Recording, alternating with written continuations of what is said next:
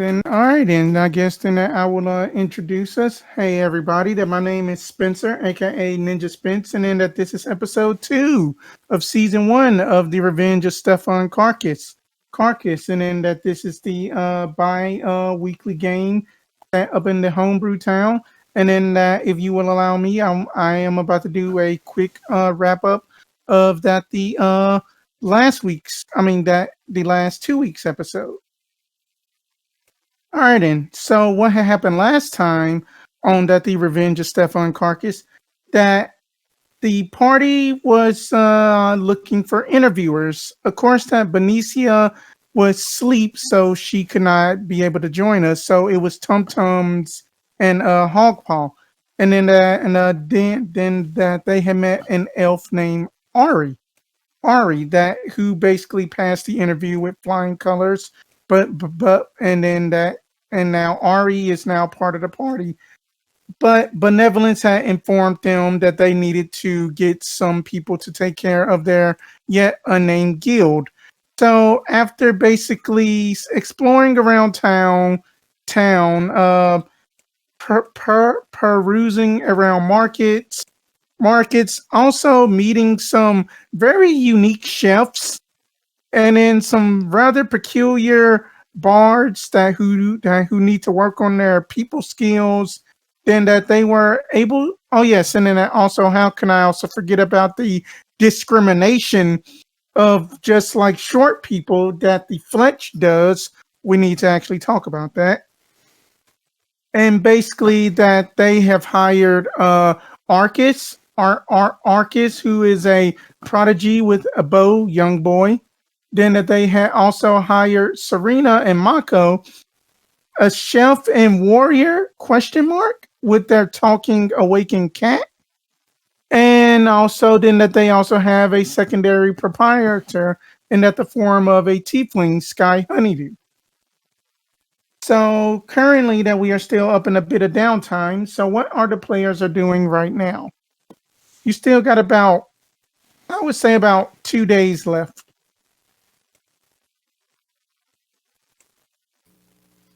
So we needed to find more people to work at the guild.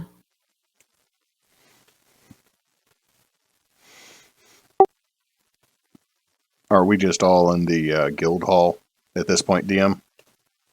I would say so. And then if that y'all would, that do y'all have that handout I had provided? You know, like I think I provided it like last week. That is basically the settlement sheet for Trirane. Yeah. Okay, good deal. I mean that y'all still can do shopping. It's still about 2 more days. Let's see, we had 300 something party gold. Where did I write that down? I think we had like 380. Mm-hmm. All right, I need to pull up that sheet. Okay. And then that Benevolence is just like, oh dear, I am terribly sorry that something must be wrong with Miss Benicia, that I believe that she has some kind of flu or sickness. She just cannot wake up for some odd reason right now. But no worries, that I have clerics on the way other than Master Hoggpaw. Is she dead? I don't know. Did she get the Ronnie tummy? Oh, the Ronnie tummy, that she doesn't seem the type. Oh yes, that Ari, how are you enjoying your room designed by Fabio? It is fantastic. For those that don't know, Fabio Glittershine made this room extremely pink. Ari's just running with it. Oh, then that this is Benevolent speaking. Oh, Arcus had finally got kind of sworn in. I had took care of all of his paperwork, and Miss Honeydew will be assisting me up in the auction house. Which then, in fact, that if you guys have any type of magical items that you do not want, that they can be up for auction, and then that when you guys return, I will give you all the payout amount. Oh, okay. You know what other kind of people working here we might need to look for? Let's see here. That you have Serena and Mako. That they are busy. That you know that they are busy making. That they are busy making lunch. Let's see. Sky is busy, basically assisting me with mail, and just Arcus is basically doing. He's sleeping right now because his shift is second shift, I believe. So I don't know. I mean, what are you, but Master TumTums, what are you looking for?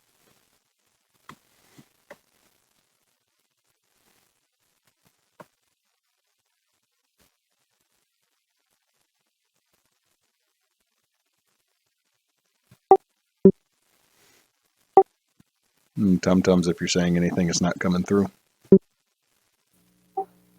I said, I just didn't know if there was other kinds of staff that we should hire or not at this point. We have it pretty much under control here. Here for that the most part, I mean that considering that the way that I have seen the way that Mako looks that she is a lot more competent than Serena, if you catch my drift. But regardless, I think that we are relatively safe because that y'all are pretty close to the Stag Rangers and the Fletch. So yeah.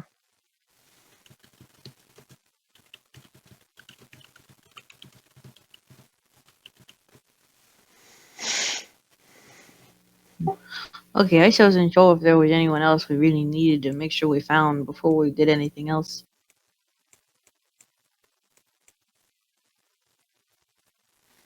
I mean, I believe that we will be adequate enough with just that, just that having just Arcus here. I mean that, that if that you want a secondary guard, that wouldn't hurt. Well, he seems to be more of a ranged individual, so why don't we try to find somebody that might be more, I don't know, melee. Melee oriented? Let's see here. Y'all all could go by the flying Dutchman in the Pier of Ravenfell district. I mean that they usually have some rough and tumble, or else that you can go in and see what the Stag Rangers have to offer. That not all of them use bows.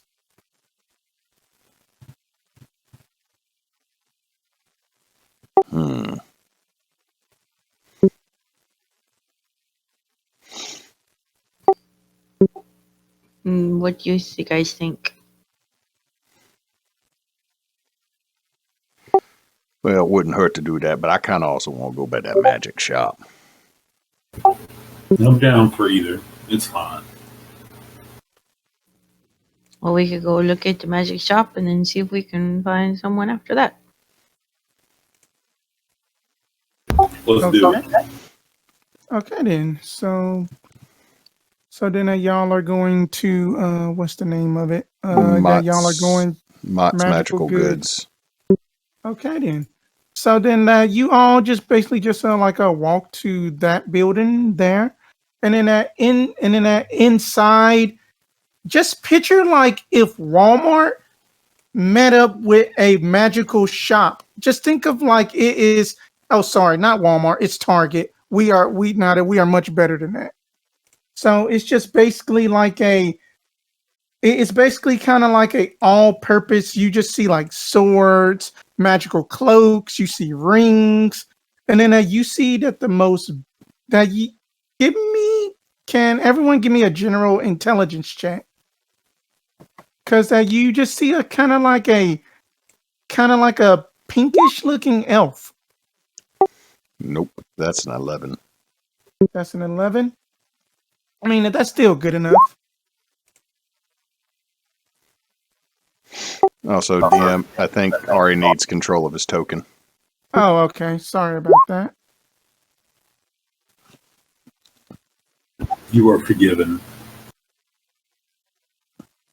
Wait, he does have control of it. It says on my screen, can be edited by Ari. It's not letting me move it. Like when I go to click on it. You might need to list it as controlled by. Oh, okay. Let's see. It is on, can be edited and controlled by Ari. So let me just try doing that.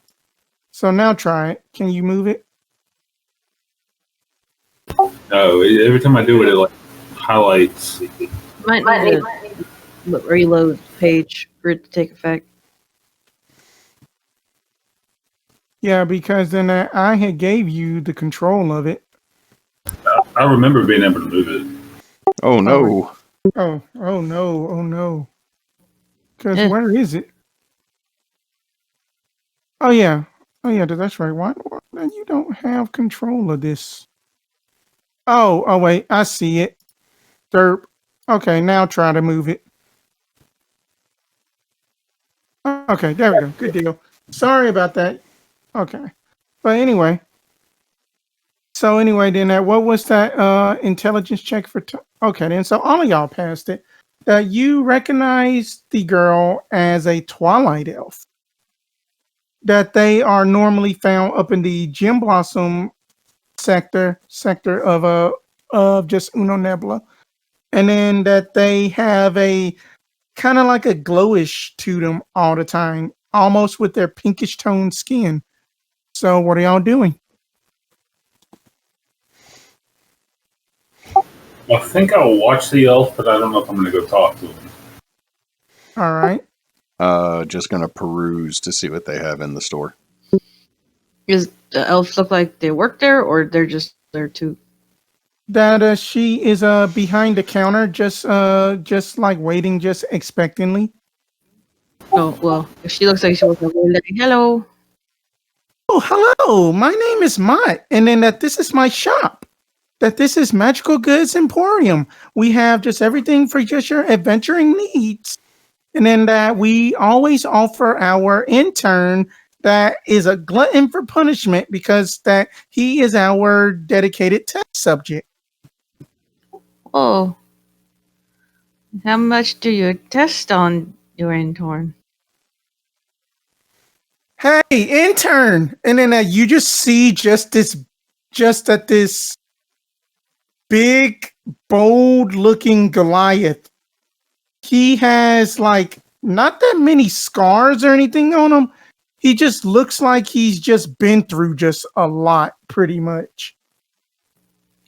Oh, And then he just like, Miss Mott always give me a cloak of protection whenever she uses items.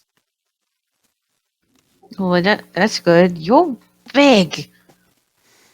Why, yes, thank you. What kind of stuff do you test on him? Let's see here. That the last thing that we had tried on him was the wand of larding. He did not like that a lot. We had to go ahead and then reverse that spell. That he has tested shoes of invulnerability. You know, he had even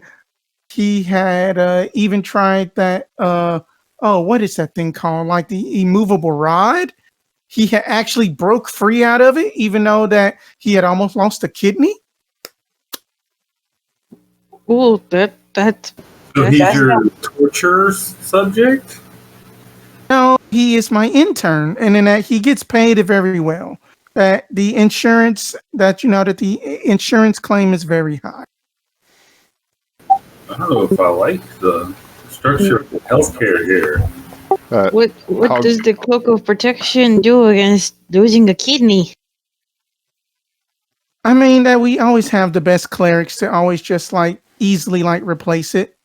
And then he doesn't seem to mind it at all. Hoggpaw's gonna look at the Goliath, blink twice Okay. if you need help. He just stares back at you. Well, that's cool. We're just going to look around a little bit. I'm gonna kind of like awkwardly shuffle off to look at stuff. Alrighty then. So what are y'all looking for in particular? Just I won't lie. Hoggpaw's just looking to see what they have. Like, is this actually quality, or is this just like, is it the magic shop because it's the only magic shop kind of situation? Like, just looking. And Arcana check. Do I do the same? Sure. Mm-hmm. All right, 16.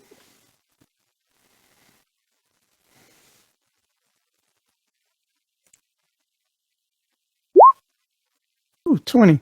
All right, then. That's very good. Both of you are just like perusing the items and such, and then you realize that these are all well quality crafted items of just at the highest caliber. You see like some of them are up in like glass cases that have like arcane locks on them that are, that you can tell that that's a pretty high level arcane lock instead of just at the normal level. You kind of get the idea that this is the good stuff. There's some pretty cool stuff, but I think it's probably out of our price range at this point. Yeah, I'm feeling that too. I just wanted to kind of come and look and see if that was neat. Maybe see if they had any.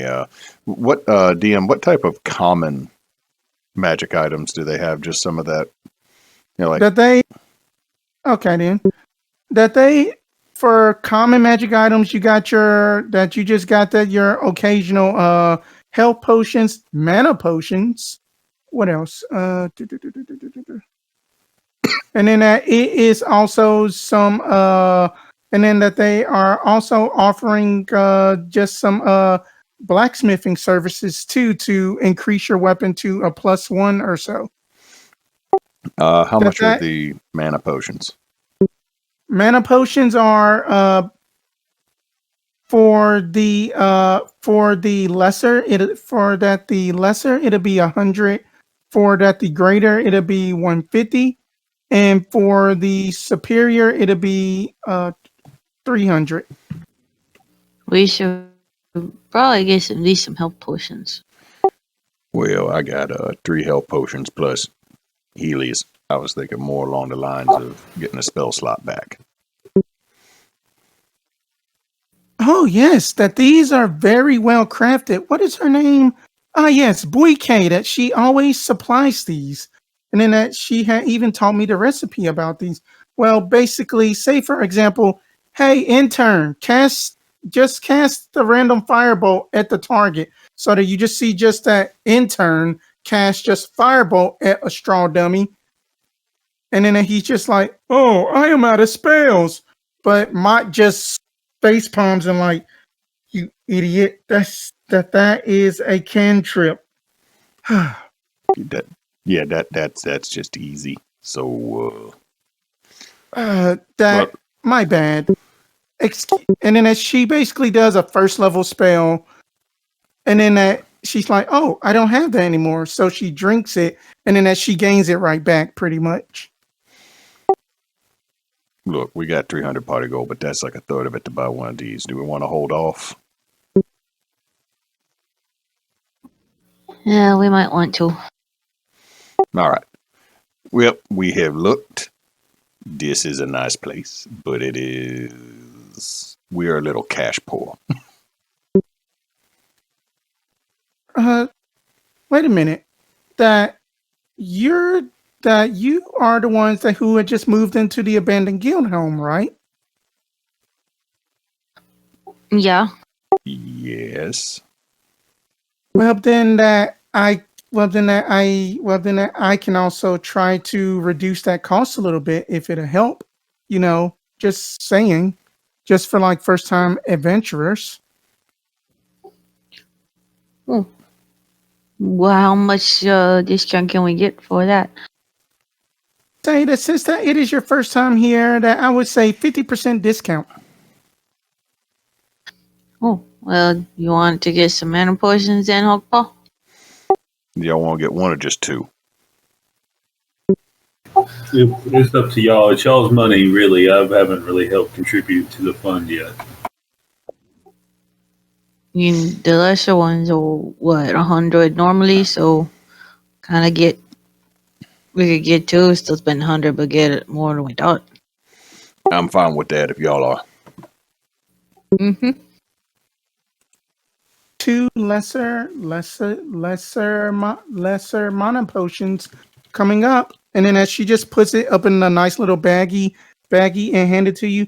That the way that these mana potions work is that you will basically be rolling a d4, and basically that whatever you get will basically restore a used spell slot. If you go over the number of spell slots you've used, though, it does not create temporary, does it? It does not create temporary. Cool. You should hang on to those, Hoggpaw. They are already into inventory. Well, I guess we're off to the docks. Well, thank you for the discount, and I'm sure we'll be back when we have a little more money to spend. Alrighty then. That you all take care, and then that's it. Then if the intern just waves by. Just a couple I'm steps. glad I'm not an intern. I give the intern a high five as I walk out. Let's just see. Just give me a Constitution saving throw to see that if that you can just a Dexterity saving throw just to see that if that you can maintain your balance. Because he hits like a truck. Okay. Wait, why is he hitting you? No, I gave him a high five, and he gave me a high five back. that he is that strong that you felt it, but then you kind of stumble back a bit, and then he's like, "Bye." When we get Bye, out, intern. when we get out, Hogpaw's gonna look around. Do we need to rescue the intern? I don't think so, but I don't know if his intelligence score is high enough to know he's in danger. Well, I mean, he threw a firebolt. He's got to know some magic. So, I mean, Does he, or is it part of an experiment? well, that is tomorrow Hogpaw's problem. Let's make it to the This dock. all just seems like a whole lot of not our problem. He didn't seem like he was upset. They said they pay him well, so that was weird. Later on, we find out they pay him in candy bars. I hope not. Candy bars would be extremely valuable in the medieval setting. So, Oh yeah. Oh Lord. But you all are making it your way towards the Flying Dutchman. Yep, is that over on the dock? Yep. That's the little green building.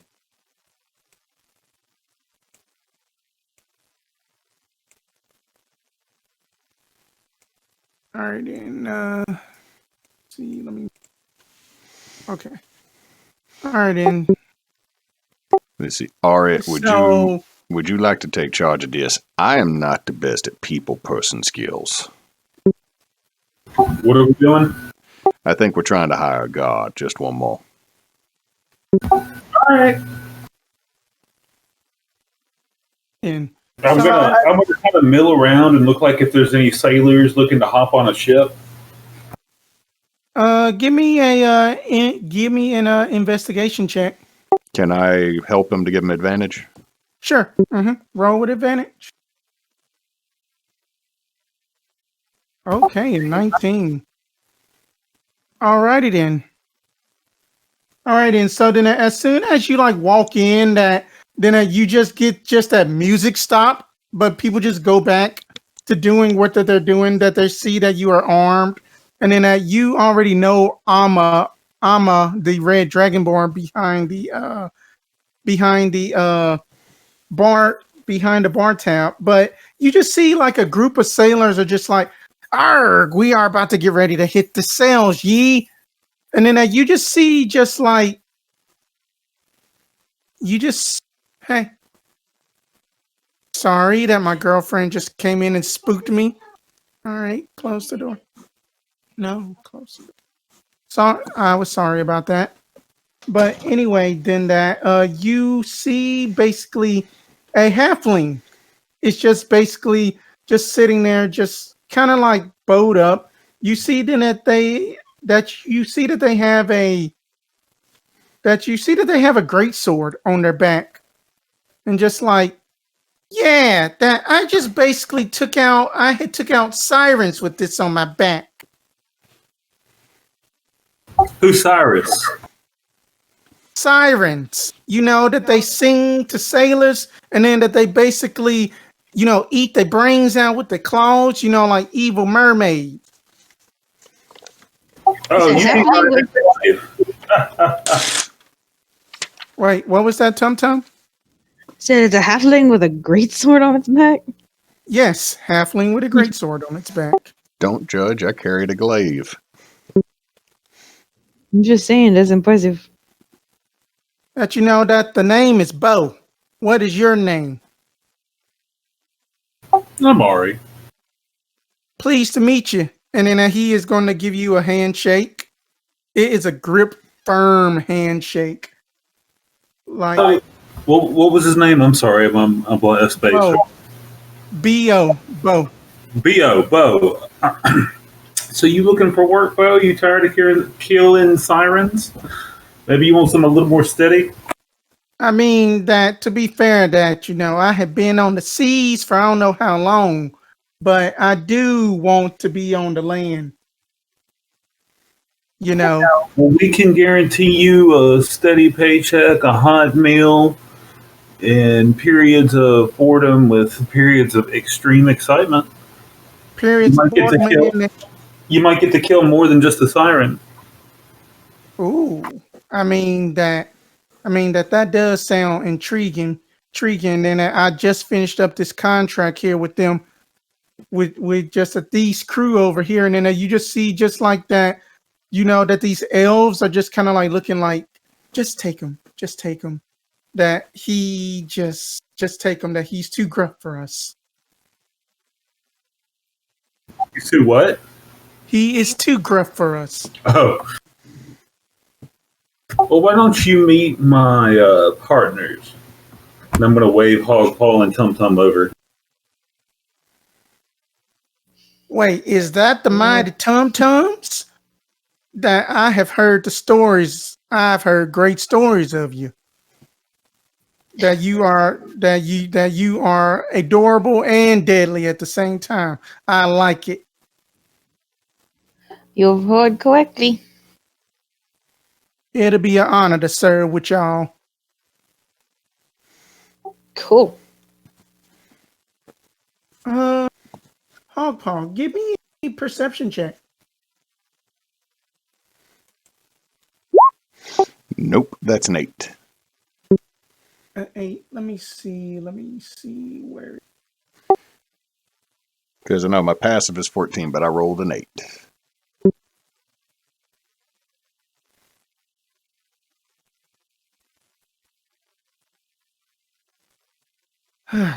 Okay, that you don't see it.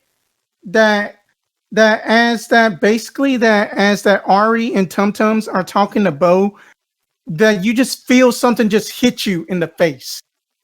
It's just like no damage or nothing. It's just like it is a playing card that hits you in the face, and then that somebody is waving for you to bring it over. This is the worst way to try to get anybody to play a poker game. But I'll take the card back to whoever threw it. All right, and then it is basically like this. It is basically like just like that. A human is just telling you to come up into the private booth. That what do you do? I do not offer those kind of services, sir. Why, that it isn't, that it is not for me. It is for my lady. That she wishes to speak to you if you are interested. But you seem like that you are a man of the cloth. So I don't think that you will fit our type of line of work. But if you know somebody that will, that they can ask for Delphine Eduardo.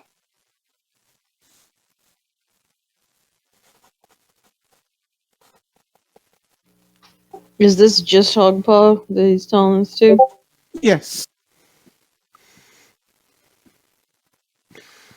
Now, If I need wait, a little sorry, bit go more on. information from your lady if she's going to be offering us work. So, could you get me a couple more details? And I'll pass back the card. Okay. He does a weird hand sign thing that do you speak thieves can't? No, I have the charlatan background, but I don't have criminal. Okay. Okay, so then he's just like, oh, you do not know the tongue? Well, I don't know what to say.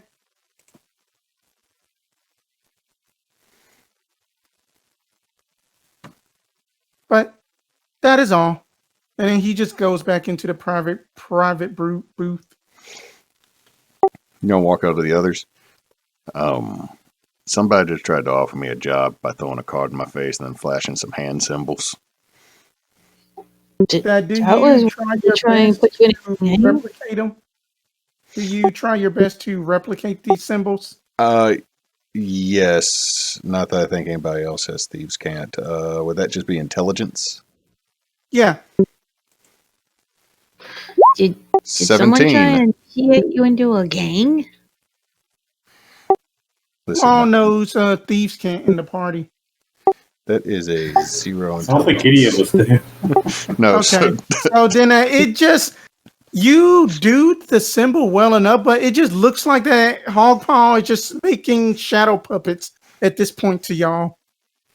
wait, Yeah, I think they were trying to conscript you into a gang or something. am I, since I did the hand symbols, am I already in the gang? Well, did you get jumped? Usually, you have to survive a stabbing to be in a gang. They hit me in the face with a playing card. That's kind of like getting with people. Well, I don't tell you. Hey, Bo, Mm-hmm. you wouldn't happen to speak thieves, Kent, would you? Oh, that he was just saying that like that. Do you understand me? Of course I do. I understand that. Do you want Bo? Do you trust? I'm gonna say to the others. So, do you want Bo to be our go-between here? This halfling we just met with a greatsword who murders sirens, and I smile big. I'm out of my depth here and out of my Silent? element, so I think I'm going to say yes. I mean, did they tell you what job they wanted to give you, Hoggpaw? No, they tried to proposition me into a secret booth, and I felt a little bit uncomfortable. Then I guess that this would be my first act of trust, but I just will need somebody to come with me, because then that since y'all don't speak the tone, it would be very rude of me to basically just go in there like that. I own the place. Obviously that the lady wanted to speak to you, Master Hoggpaw. You should go with him. How about we all go? Alrighty then. That just let me do the talking to just the weird old guy, that the creepy thin man. I have seen him around before. That they call him Ed. So, oh wait, go on. Sorry. Oh, you go ahead. You good? Oh, so that you just basically just see Bo and Ed are just basically doing these hand symbols and stuff, and then you see Ed is getting kind of frustrated, but then he caves in and just like, fine, all three of you can come in. Well, four, excuse me. Damn Skippy, but I am gonna let y'all do the talking. So do y'all follow into the private booth? Sure. Yeah. Uh-huh. Alrighty then. So as soon as y'all are in the private booth, you are all greeted by a purple tiefling dressed in clothes with studded leather armor underneath that is woven in quite nicely. She is a bit on the chubby side, but she has a thick muscle underneath a layer of fat. Her face is very tomboyish, almost mannish in its sharp features, but that the blonde curls in her hair with her imperial style brown horns to match her hazel eyes. She is spinning a small tri-bladed dart that has a mesmerizing effect. She nods to Ed to basically close the door behind her, and then as she just gestures for y'all to sit. Please have a seat. Not gonna lie, since you've mentioned the dart, Hoggpaw's eyes are huge. Kind of like when a cat sees a laser pointer. Oh, that this Hoggpaw, thing is Hoggpaw. that this thing is catching your eye? Oh. Oh, well, then that that I have plenty. Here, take it. She just tosses it plainly to you. Hoggpaw catches it, looks at it for a second. Now that it's not spinning, eyes go back to normal. Oh. Well, then, that the first things first, never call me by my full name. That Delphi or else the golden one suits me better. Second thing, respect me first before you even respect the guild. I may share my techniques openly, but at the end of the day, we all have to watch our own backs, don't you agree?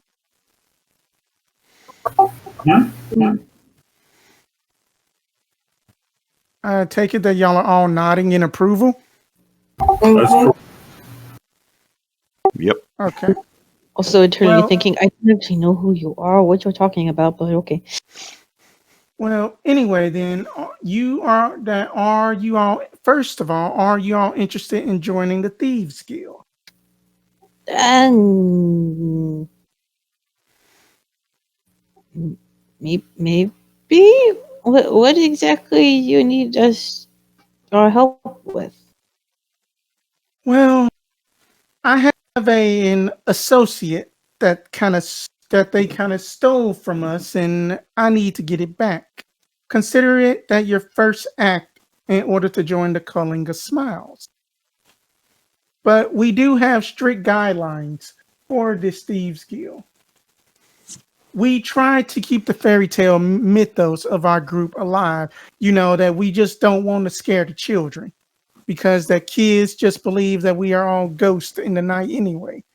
We like to keep it that way.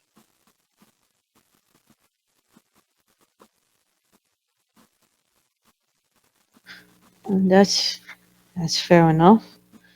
Can you be in another guild? Because we kind of got our own starting up here. We don't really want cross be unprofessional and all that. Oh, no. That you see that it isn't about unprofessionalism. I mean that we have had somebody who has worked in the fletch. We have had inside men. That we are not an evil guild. For say that'd be those rascals up in Stanham. But up in Villarara, what? Insight check. Sorry? I'm saying insight check. Go ahead. I am rolling like garbage. That's a 9. With a 9, that you believe she's telling the truth. Even just with that, that, you couldn't get a quite read on her, but you still sense that she's telling the truth. That I don't want any kind of beef with just that the rich or the bad people, that they can just, we can just stab them, and then that we can just bury the bodies. But we try to stay on the guard's good side.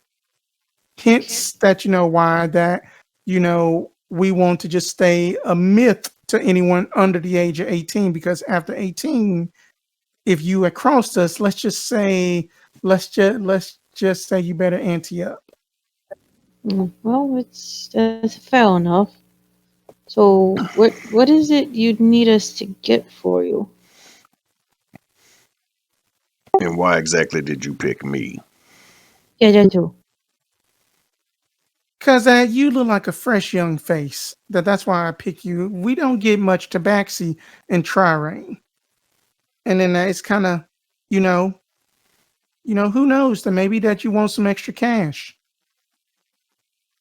But regardless about the job or not, you know, it doesn't mean that you are absolutely in. But if that you wish to just help me, that'd be much obliged. That I need you to find Hugo at the Lucky Halfling bar. It is in Dulisol. He will give you the rest of the information.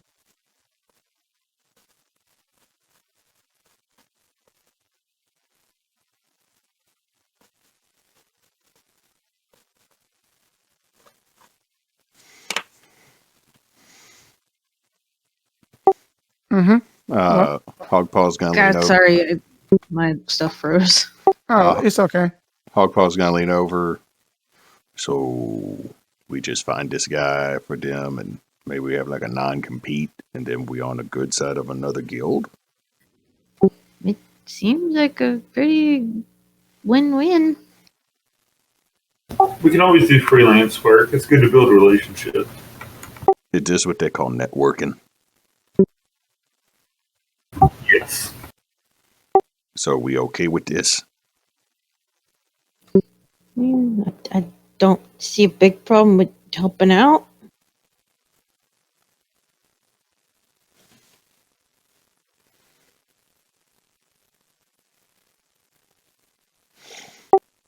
Hoggpaw, look back. Do we need to like sign a contract or anything? Contract, no contract. You can just take this parting gift of 50 gold just for your travels. That is all.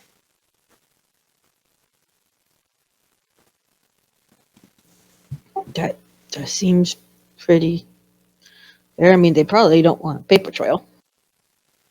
Yeah, I'm sure these guilds don't generally, yeah.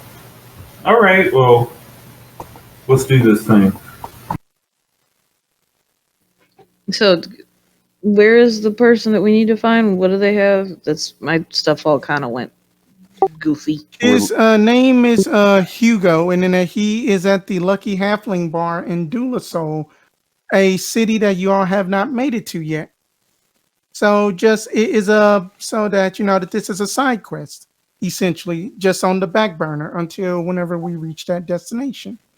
Okay, and what does he have? Or did she not say? He has information that he will give you more information. Ah. Okay, so picked up a side quest and we got a new guard for the guild, so I'd say today's a pretty good day so far.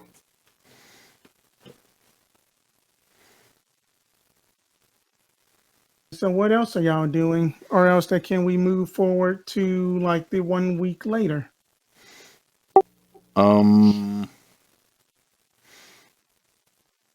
I think that's about it, other than Hoggpaw's trying to figure out if Fabio like hid anything in his room, like a secret drawer or something like that, because he's suspicious. Give me an investigation check.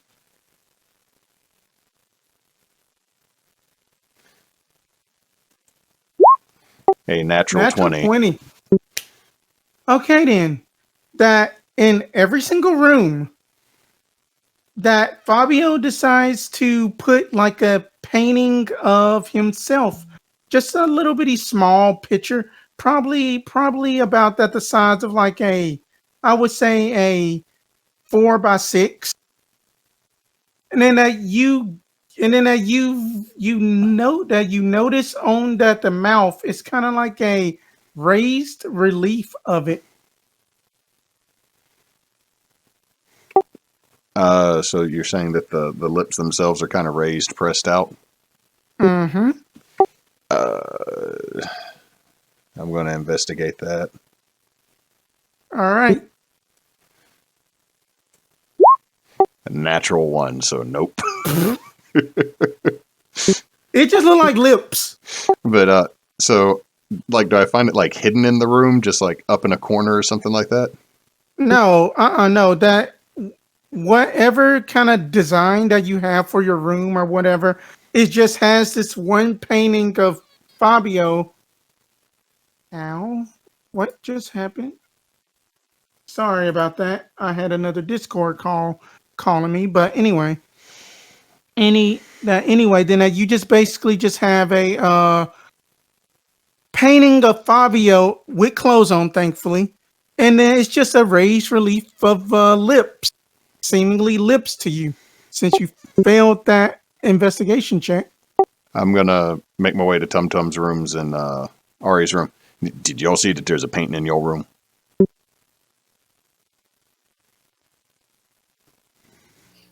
A what? There's a painting just like the one I got. It's right there, and like Hoggpaw pointed the one in TumTum's room. I guess I do, but The lips are thought all about it. the lips are all raised. Like I think he might have walkie-talkies hidden in the paintings. I'm go up and poke it. Poke it, and nothing happens. But Hello. Are you spying on us?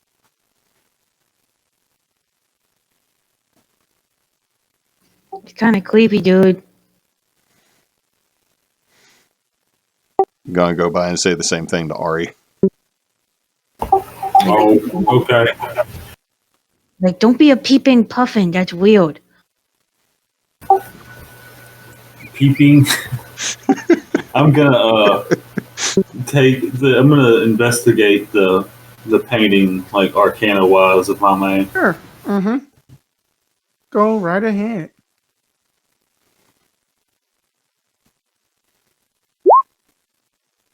Oh, just shy. That you sense magic, but you're not too sure, but you know it's magical. Oh, excuse me. I'm gonna hang it on the wall backwards, so it's only facing the wall. Okay. Actually, I'm gonna take a hammer and nail it to the outside of the guild hall. And as that you are doing this, but benevolence is like, oh God, why are you doing that? Oh, I'm trying to give what's his name, Fabio, something more interesting to look at than me. It isn't for him to look at. It's a magic mouth. He gives announcements, and then that he does it to all his clients. Oh God, I can disable those if you want me to. Hoggpaw's already just stuck his in a dresser at the very bottom and covered it with stuff like, I just don't want him to see me right now. TumTums is still just talking to it. Like, it just don't be peeping when I'm changing. It's weird. Oh boy. Well, then I will have to talk to Fabio. But before that, you all get started. Do you have any magical items that y'all want to put for auction? I don't think I've got anything yet.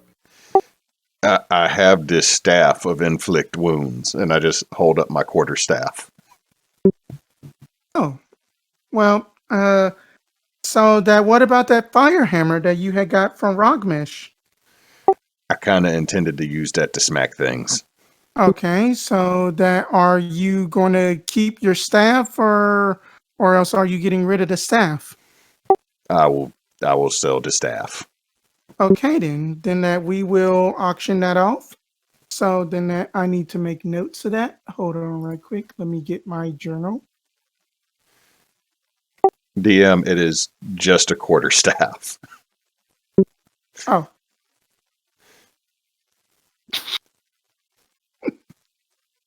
But we can still auction it off. That some poor sap would think it's magical. Well, I mean, I'm not lying when I say it inflicts wounds. Okay, auction. Just give me just a moment. All right, I actually got a better idea. Wow. Okay, then. So basically, it is 1 week later. Downtime is over.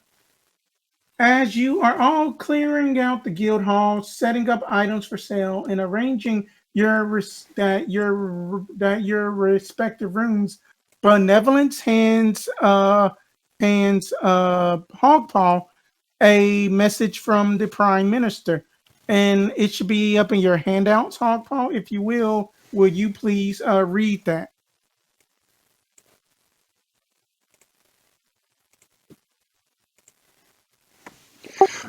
All right.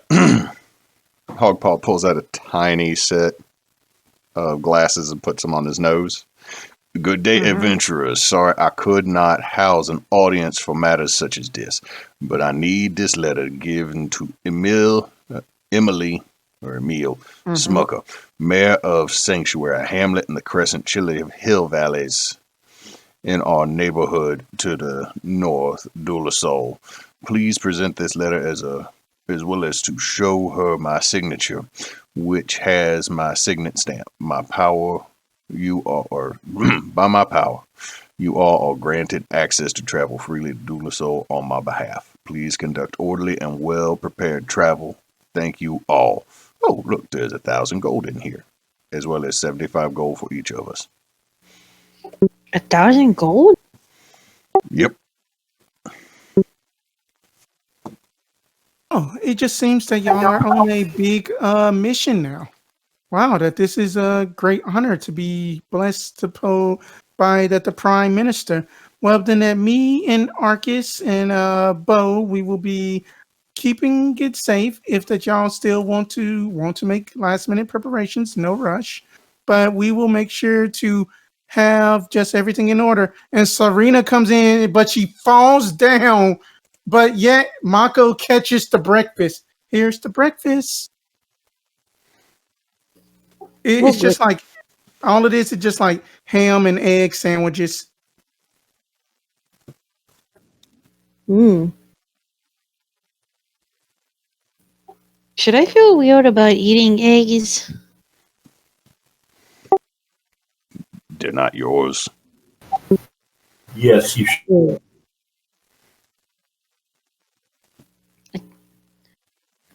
I think I'll just eat the ham. So then any last things y'all want to do? Let's see. We're about to have to travel to Dulisol. That's a little bit away, right? That's where the side quest is too. Yeah, so let me move y'all to the map. Okay, then that we are here. And then that Dulisol proper is here. Sanctuary is here. So we are going to Sanctuary just outside of Dulisol. Correct.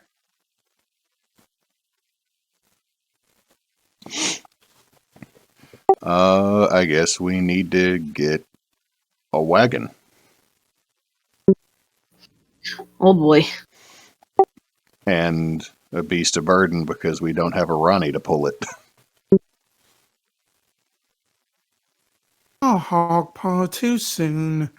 I mean that look at his photo. Look at this wonderful parchment of remembrance of him. And you just see this picture of just that this half elf is just eating this mutton stick while he is punching an orc in the face.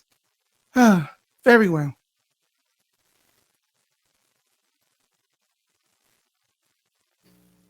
Rest in peace, Ronnie. So then y'all are looking for a wagon or anything like that? That there should be an old wagon around this backside. I mean whoever had this building last, they had took care of it. Now beast of burden, I think that you might have to go by the markets, but I think that they are like relatively cheap. I'll tell you what, I'm gonna go get you got. I guess they have the beast of burden and with the worry by the wagon. Never mind.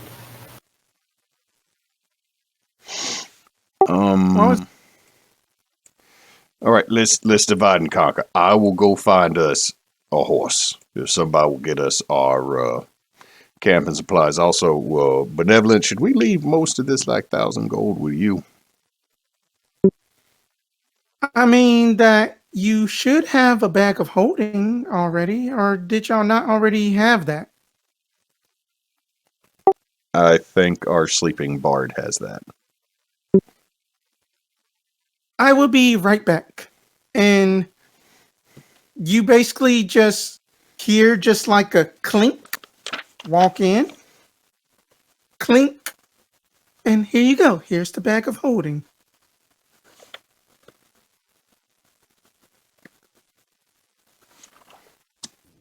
That's very useful. I used to be an adventurer myself until I became a stewardess. And then she just coughs up a rock. Like, I really do wish I had Gorgon blood to fix this.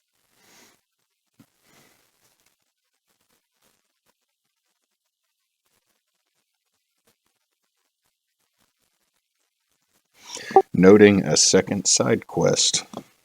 All right, well, I'll go get us a horse if somebody will get. If someone will. I'll get the camping supplies. Yeah. So I'll go to the market and I'll get us how long? What, like a week's worth of supplies for 3 people? Yeah, that'd probably be about well more than enough. Okay, I'll do that. Okay. How much would that probably cost DM so I can take it out of the party fund? Probably about, I would say, 30 gold. All right. That just includes your rations. That the bedrolls, which y'all already got. Just a random camping supply stuff.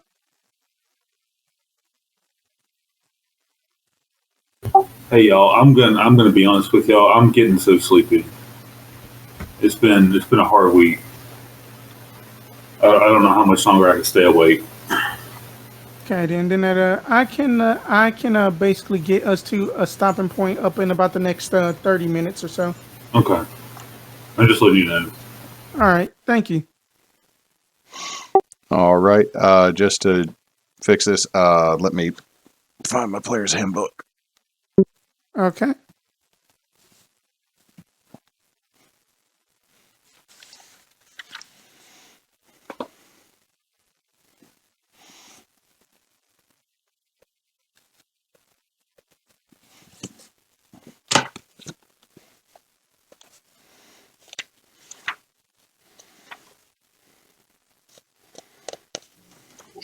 What are you going to get us? Hoggpaw like a horse? You're going to get us something big.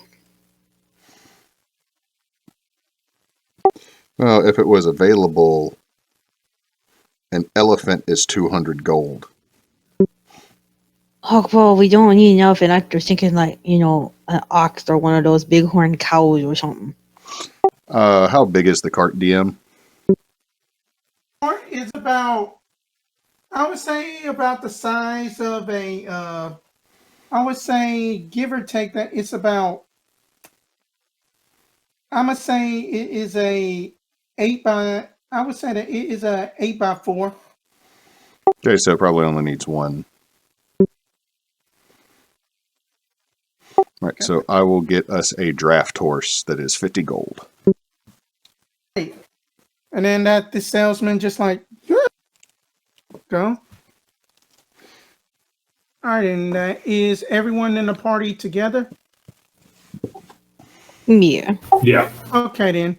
So on your way out of Trirane, you all see a man walking with an adult panther.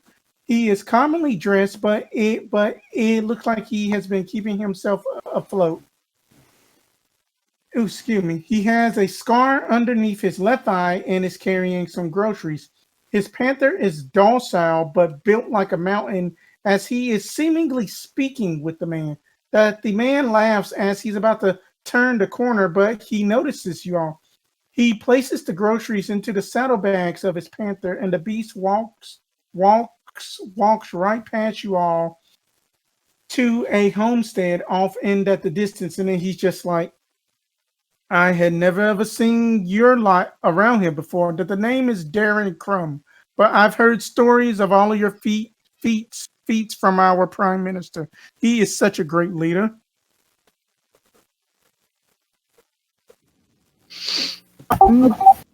Cool. Who are you? Ah, yes, it is Darren, Darin. Did somebody just roll an insight check? No. Oh, okay. Peeing right quick. Okay. Yeah, that's popping up on the stream. It's okay. But anyway, what does this gentleman look like? I would say that he kind of looks like medium built. If I would have to say, I would have to go with he looks like Chris Evans, but kind of older. So human? Yeah, human. Oh yes, and then his name is spelled Darin space Crum. Darren Crumb. And you said he had a panther? Yes, an adult panther that he was seemingly talking to the man.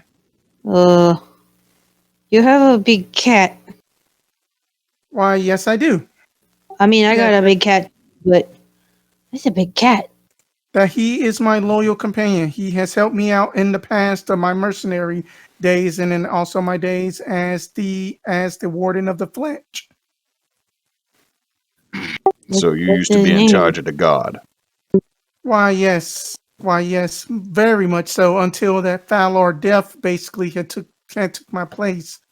But didn't you all hear that the news about Raynor Dome being captured by the Silver Arrows? Nope. No. Well, then, just to give you all some insight on Raynor, the Silver Arrows played a part in his capture, or so that are what the rumors are saying. I believe that it was the fine rangers of the stag who had captured him up in Uno Nebula. Silly that that he was such a stupid artificer trying to just obtain some relics from sacred grounds. I am surprised that the monks didn't catch him first. So he was going places he shouldn't go. I mean, that to be frank, I don't know if that the rumors are not true, but he was one of Stef van Kracus's generals. Oh. But he is locked up, not to worry.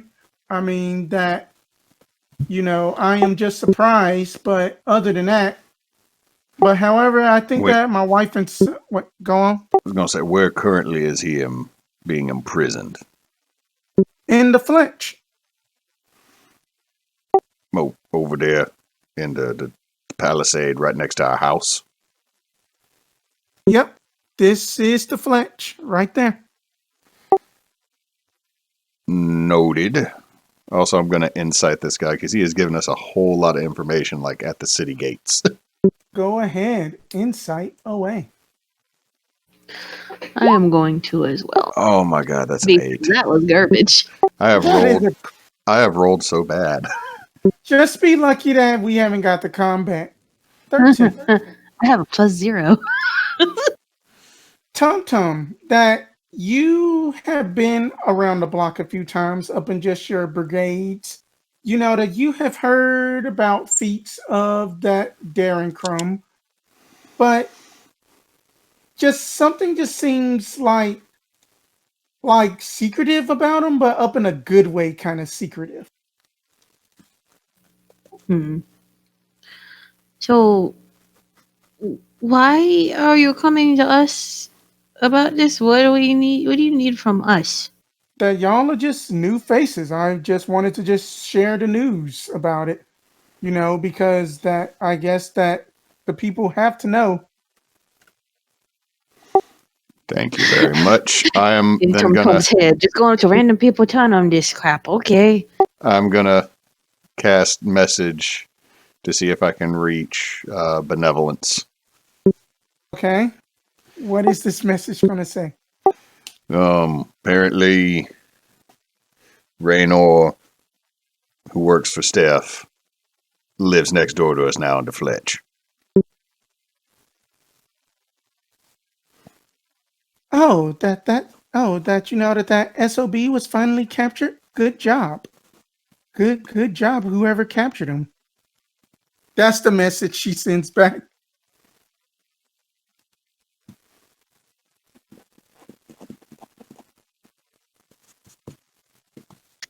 What'd she say? Yeah, apparently good, but thank you for the information, Mr. Man with the Panther. We got a job to get to. What's your kitty's name? Sometimes cannot help himself. That his name is Barry. And then that he has a rather soothing voice at times. But do be careful that the reapings have started again. What? That the reapings. The reapings? That doesn't sound ominous at all. That's what Kracus does. Well, then I have to go in there and prepare lunch and food for my wife and child. I will see you all later. And he just walks off. Oh, I wanted to pet the kitty. That type of kitty will bite you. Maybe it wouldn't. Give me a history check, Hoggpaw. Let's see how this goes. Oh, 14. Okay, then. That you basically know that the reaping is where Stef van Kracus starts just hunting down other races for his meals that he forced them to work at this unknown facility.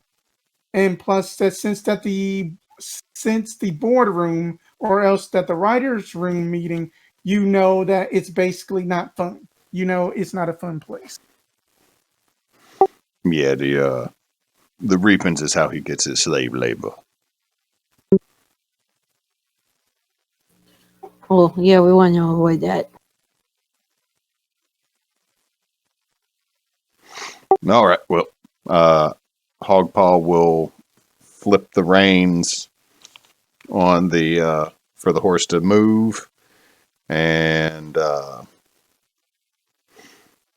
yeah, he has named the horse Liam Nason.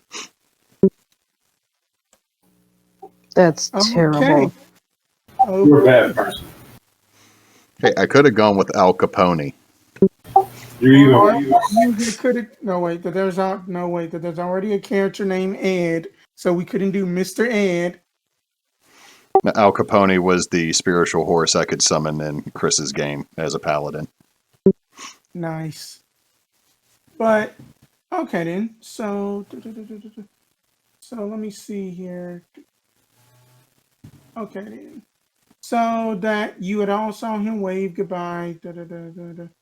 You seem certain that he has been around the land a few times, but you all feel assured that you can do this task for the Prime Minister. As that you leave the gates of Trirane, you see the sun slowly rise more into the morning sky as that the seagulls chirp. Now let's go back to the map. And how fast are y'all wanting to push these horses? Let's see. We got the one, so I guess was there like a time limit on? No time limit. It was no time limit. I guess at a comfortable. I'm actually going to hand the reins over to TumTums because TumTums is better with land vehicles. I mean, I guess we should go not slow, but keep at a steady pace. Okay. Then I don't have auto weapon in here. So then that just to basically kind of like speed things up a bit, that you all make it to auto weapon, but then you all decide to rest for the night up in just a inn, and that you lose like 2 gold collectively. It is a little hamlet town. And then that you all basically, okay then. So here we are. So after heading to the north of the beautiful city of Trirane, after the 2-day journey to the 2-day journey to Dulisol, you all find a small bluff to take. No, wait a minute, wrong thing. Okay, anyway then.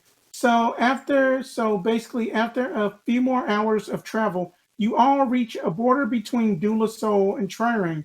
There is a high stone wall about 300 feet up as you move towards the centralized station as you see a bunch of people waiting impatiently. A baby cries, a woman shouts angrily, and then a man brandishes a blade as up ahead, a stocky but portly human is talking to them all. No one gets through without my permission. My men were patrolling yesterday, and I have not heard from them. I know you all have business to attend to, but I cannot do all of the check-ins by myself. Did you say that someone had a sword pointed at a baby? No, that you know that it is like about 100 or so people are mad, and then that basically that this one fat guard is basically barring them from going into Dulisol. Okay, we got two options, gang. We can either take out that guard and just keep going and probably be criminals, or we can find out what the problem is. We should probably find out what the problem is, Hoggpaw.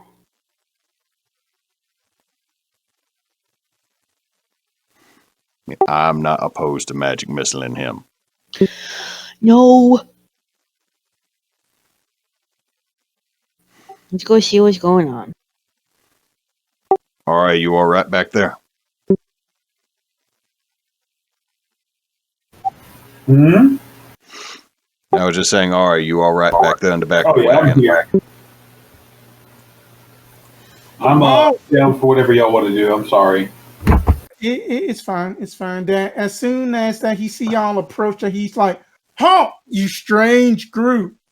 What are you, terrorists? I never seen you lot before." Wow, really racist. Like right off the bat there, just like, wow. Well, Tom, you do look like a vicious killer. Oh, I know, right?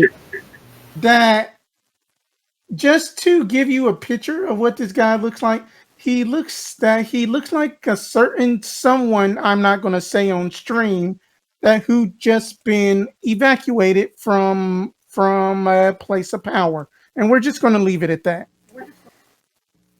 If anything, I think you look suspicious, buddy. Well, So- what do you mean that I look suspicious? I mean, off, is that hair on your head, or did a little rat climb up there?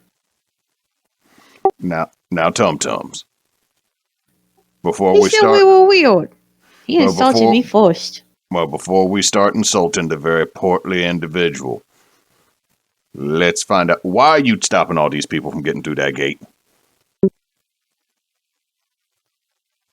That Captain Miss Taisha, she had to go with just 4 guards to just go to this cave, and then that they were helping out this woman yesterday, but they haven't came back from this cave just on the east side.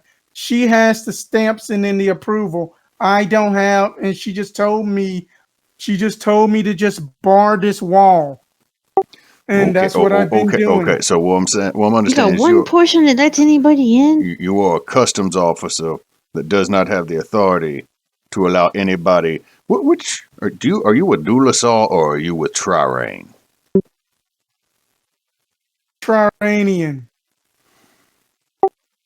All right, now this seems like a big issue for you to try to put in your little hands. So, Where did you say your captain was? They had went to this cave to the east about here.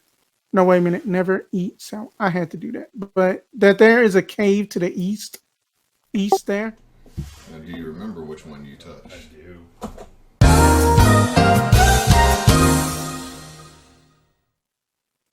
I need Hoggpaw and TumTum to give me a perception check. Welcome.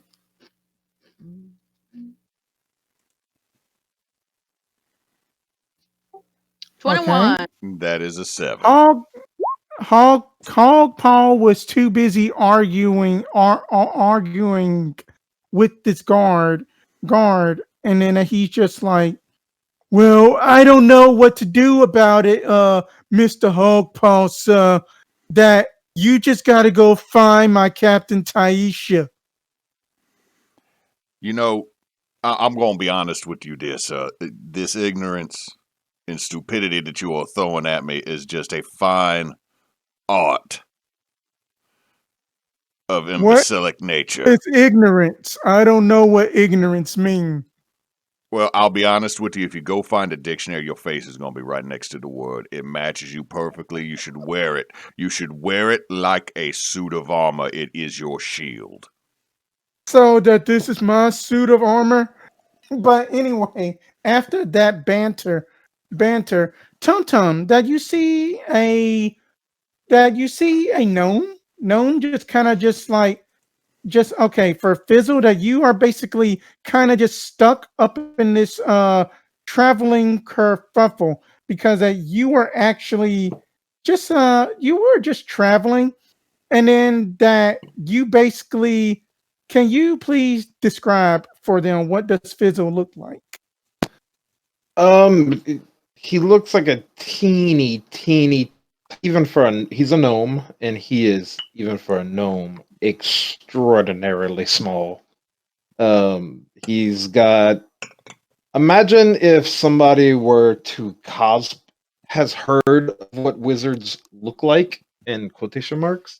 So he's dressing like what he thinks a wizard should look like. So it's very stereotypical wizard hat, wizard robe, staff with the quartz crystal on top. And he is old, like old. But you could tell he probably dyes his hair. His hair used to be naturally green. Now it's like, I don't know if that color looks correct type of green, because it definitely doesn't fit his old wrinkly skin. And he's probably looking incensed at something that's going on and probably arguing with someone. Okay, then that more just more importantly, that does he wear gloves? No. Okay, then TumTum, that you see this gnome just arguing just with this rather just tall looking, kind of like dark skinned fellow about like basic travel and stuff. But you notice that this gnome has the same like dragon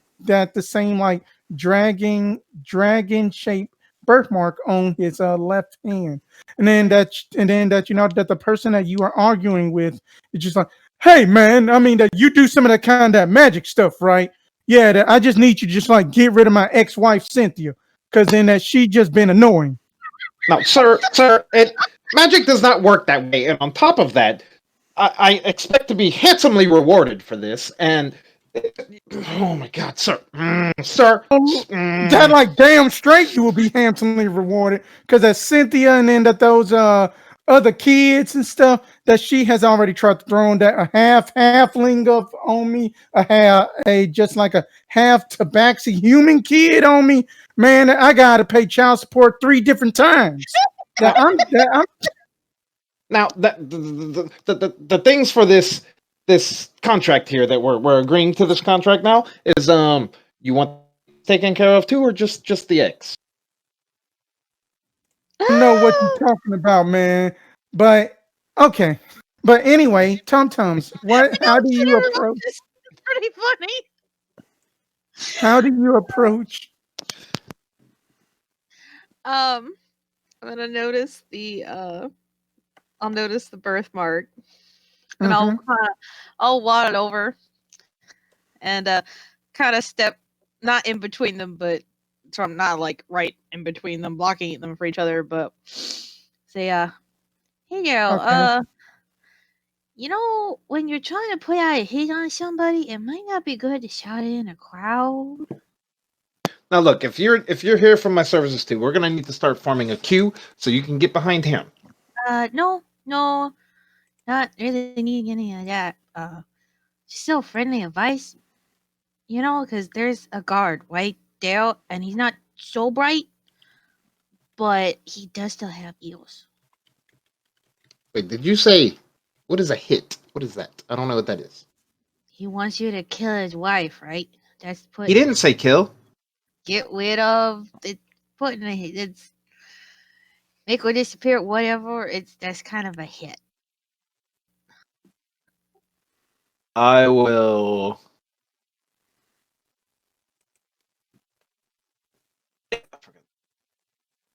You would do what? There, I don't have it prepared. There are other ways to make people disappear without murdering them. Thank you very much. Now, like I said, form a queue. Man, I just don't need your services anyway. And then that's the most adorable, and then also most terrifying little Eric Croker I've ever seen before. I am about to go in and try to go bully my way up like up against this pompous ass guard. I will see y'all later. And then you remember, Cynthia needs to be dead. And then he just dead. I told you. Okay, next. You were next. Yeah, that what did you cast magic missile for? Did I cast magic missile? I think Roll20 is being weird for me. Okay, I was about to say, like, whoa. Orange guard? What the hell? Hoggpaw, I've had enough of this nonsense. We all have stamps. Magic missile. Hoggpaw, no. Hoggpaw, yes. Give me a. But anyway, then that y'all continue y'all scene. Yeah, he totally wanted you to like whack his wife. Yeah, you make them believe that, and then he gives you money. Yeah, take it from someone who's always a little. Once they get a hold of you, it probably went in well. Anyway, my name is TumTums Pebblepincher, and I couldn't help but notice that you have an interesting mark on your hand. So you making fun of me or something? No, it's just because it's shaped like a dragon, and I got this, and I hold up a flipper, and I have the exact same birthmark. And actually, I have my friend over there, the cat, the Tabaxi. He has it too, and so do a couple more of our friends. So with that face you're making, I swear, you got to poop. I will watch the gate for you if you got to go poop. Well, then I know I can stay here all day. And then he just points to just like a large urn that has dead flies on the ground. Hey, okay. You just hold that thought, okay? One sec. And I'm gonna go over Hoggpaw. Hoggpaw. What? Hoggpaw. Yes. What do you need? You see that little gnome over there? You mean the one with the bad dye job in the beard? Yeah, honestly, I thought he was like a little kid at first, but then I saw the wrinkles. I was like, oh, that's not a real beard. Anyway, he's got this, and I hold up my hand. You got to be shitting me. Like, my mama lied to me so bad about this being special. Not Hewitt. Sorry, I'm just calling DM. The stream is weird. The stream probably has gone all white right now because Roll20 is being dumb and taking forever. The map is reloading as we speak. I apologize. Technical difficulties on my end. Okay. Just wanted to let people know that is what is going on. So, yeah, totally random, but he's totally got this. Some guy was trying to get him to kill his wife. It was weird, but hold on. Let's go speak to the gnome, and then y'all point out this man to me. Just forget it. He's not gonna do it. Come on. Oh no. I got a plan. Oh God. Okay, come on.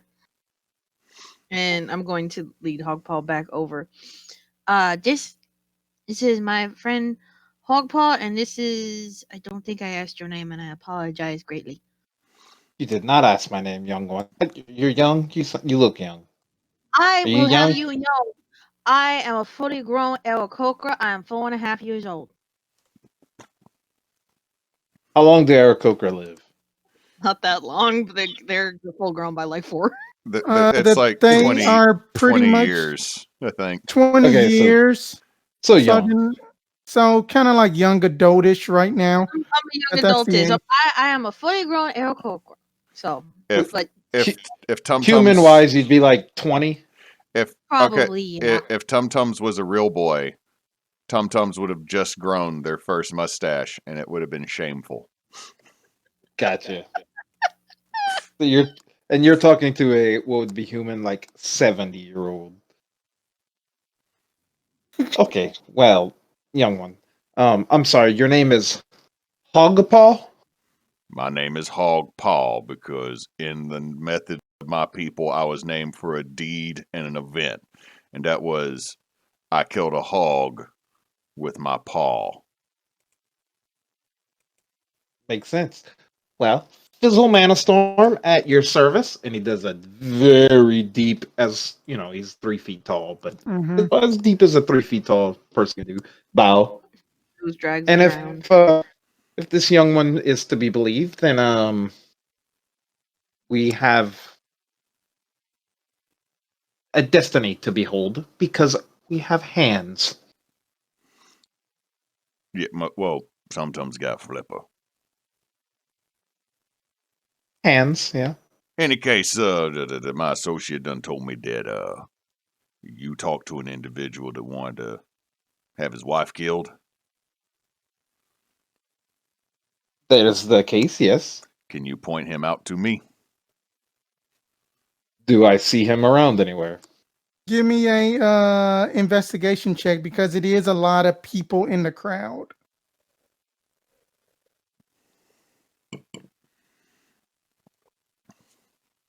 Ooh, 20. that's a good roll. So that you definitely hear that the loudmouth dude that he is going off at that that this poor halfling couple and just saying like, man, now look, I don't even know what y'all talking about. That you know that my food and cooking is delicious now. That y'all halflings that y'all think that y'all can cook, but oh no, I can cook better than any halfling than any other person. He is the boisterous one right there, but I'll have you know that what I like to do in these cases is to take these people under contract, take their money from them, and then just move their loved ones elsewhere and give them a better life with the money that I stole from them.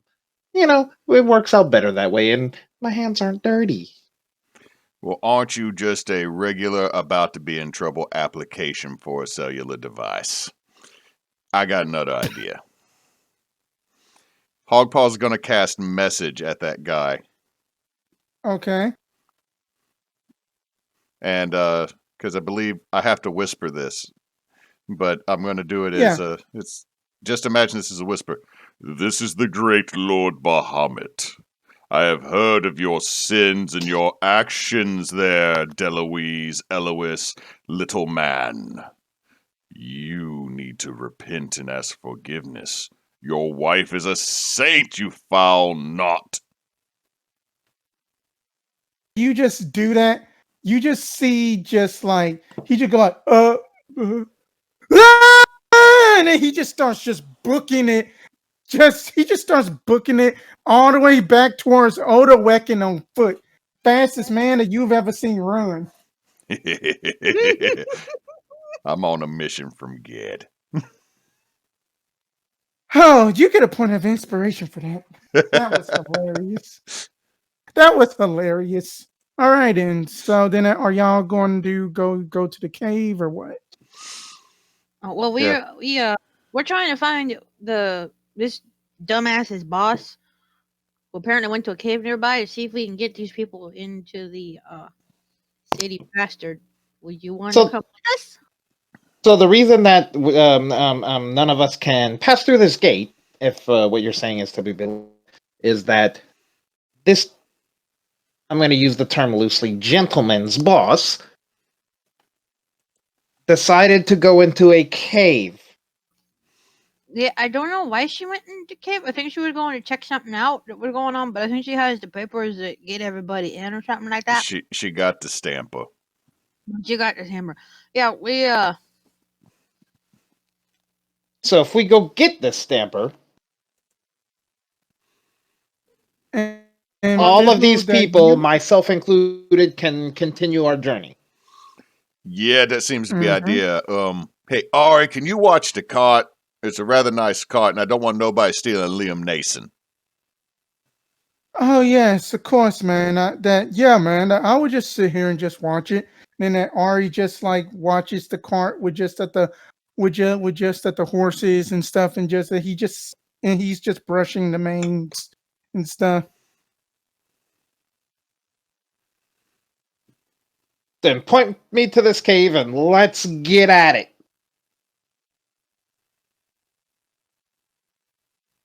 But I will have Excuse you me, know, Bert. I am very fragile. Just stand behind the air cobra. He is pretty tough. Okay, then is a cue to change the scene? Let's see, where am I? Cue J.J. Abrams screen ripe. Okay, in a minute. I'm just trying to see where my J.J. page is. Abrams used the lens flare. Okay then. So that once you all decide to go east for about a 30-minute walk amidst the chaos at the border gate, you all see that and then that you know that I'm gonna just give you that the guard's name. His name was Cascajaro, and then he had told you that they had went to the Trampa. A large cave on the shoreline. You all see a bonfire, and the guards Cascajaro was speaking of, that they are standing around the fire motionless. The air around them seems hazy due to the smoke. There is a nearby shoreline by the area that leads to a small beach. What do you all do? And then and here it is. At some And then point they are while we're just right walking, here. I want to grab either the paw or the flipper, whichever one would be closer to me. Give me just a straight D20 roll. Give me a straight D20 roll. 18. Okay, then that you grabbed onto Hoggpaw's paw. And what were you looking for exactly? To see if he has a mark. He And if has it- the same mark. Can If I it's help? Can I It's help you? exact. Mm-hmm. I was just making sure that which this little one told me was the same truth, that these are exact, and it turns out they are. And that is very weird. Yeah, strange. it's very odd. Like, I'll be honest, And, honestly, it's a little awkward. My mama done told me that this bark mark was special. I was the only one that ever had it. Like, I was her little star hand, and I know it's a dragon, but she called me a star hand because, well, you know, mama wanted me to feel special because I'm like one of 15 kids. But, you know, now Well, I'm I'll finding have you out know this. I got like 5 Just other people because- I've met with this thing now. Yeah, that doesn't mean you're not special, though. Maybe we're all special, and we're the only ones that are special because of the mark. Did you think about that? Did you? I was going more along the lines like every day my mother told me I was the one and only. And like I had a little bit of a thing with this, and now I'm like going through a little bit of disassociation because I'm not. It's disappointing. It's awesome that we all got it. We're probably still by math special, but you know, I feel like I've done been lied Your to. mother by- sounds yeah. like she was a lovely woman. Oh, she is. But I now feel like she kind of lied to me with, you know, like, but not knowingly. You know what I mean? Like, when you find out that your lord might actually just be your paw. Hey guys, What? All right, and there's a bunch of people. you see these 4 guards around this bonfire that they're just standing motionless. What do y'all do? Hello? No response. Hoggpaw's going to throw a rock. That is a 12. 12 hits, and then a rock just basically phases through one of them, but that there's still smoke. Wait, so the rock just went through somebody? Yeah, Is just smoke like covering the entire area, or can we avoid the smoke? that the smoke is covering from. I don't want to draw on the map and basically make it messy, but I can just clear it. I can actually clear it. I want to freehand polygon. Yeah, that there is smoke all around here, pretty much. Well, hold That on. area. DM, is the campfire part of the map, or is the campfire a token you put on the map? That the campfire is part of the map. Okay, never mind then. So, Okay. what do you want it to do with the campfire? Well, no, I was Does just going to say, Oh, okay, gotcha. if you wanted to illustrate how wide the smoke was, if it was a token, you could put an aura on it. Oh, okay then. Okay then. The- Duly noted for next time. Does this seem like magic smoke or actual smoke? I don't know. You make that call. I'm going to try to tell if it's magic smoke or regular smoke. Give me an Arcana check. 11. You can And tell it's magic, but you cannot exactly pinpoint where the source is coming from. This is magic smoke. You know what kind of magic? If But it's you smoke, do. then there's fire, and fire is evocation. That's a Okay. rousing thing. We got 10 minutes. Yeah, that you got all the time to need. Hold on. What Nope. are you gonna do? This one actually does not have the ritual token or ritual name next to it. I thought Detect Magic was. Never mind. Detect magic is a ritual. I can cast it. I mean, we know it's magic. I was going to say I could cast it as a ritual, but yeah, there it is. I see the little R. Hoggpaw will take 10 minutes to cast Detect Magic without using a spell Okay. slot. Okay then. So then that while 10 minutes is going by, you just see Hoggpaw just meditating and praying, and then that magic that you start to get pings. That you get smaller pings from all four of these guys that basically that they are magical, but you're getting a huge ping from the flame. And then you have a feeling that this is illusion magic. I think this is all illusion to try to draw us in. So, I mean, I kind of had an inkling this was illusion when I threw a rock through a full-grown ass man. I am not that strong. I mean, I feel You like look it though. You look very strong. Most of this is fluff. And then that also because of your detect magic, you feel like it is something to do with the fire that is burning. That the fire is the only real thing. Okay, so the got fire. anything to put it out. Let me look. I got fire bolt, but I don't think that's gonna be helpful. Wait, TumTums, you know magic? Apparently, I have a fire bolt. I don't know why. I did not. Nani? I did not prepare. I mean that there is Create- a shoreline, by the way. That there is a small hazy shoreline that has some water nearby on it. If you wanted to get some water. I will do that. I will go get some water, and I guess I will go try and put the fire out. Okay then. Move your token up. Oh, goodness, aren't I?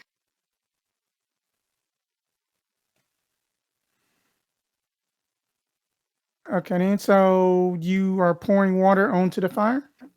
Yes. Okay then.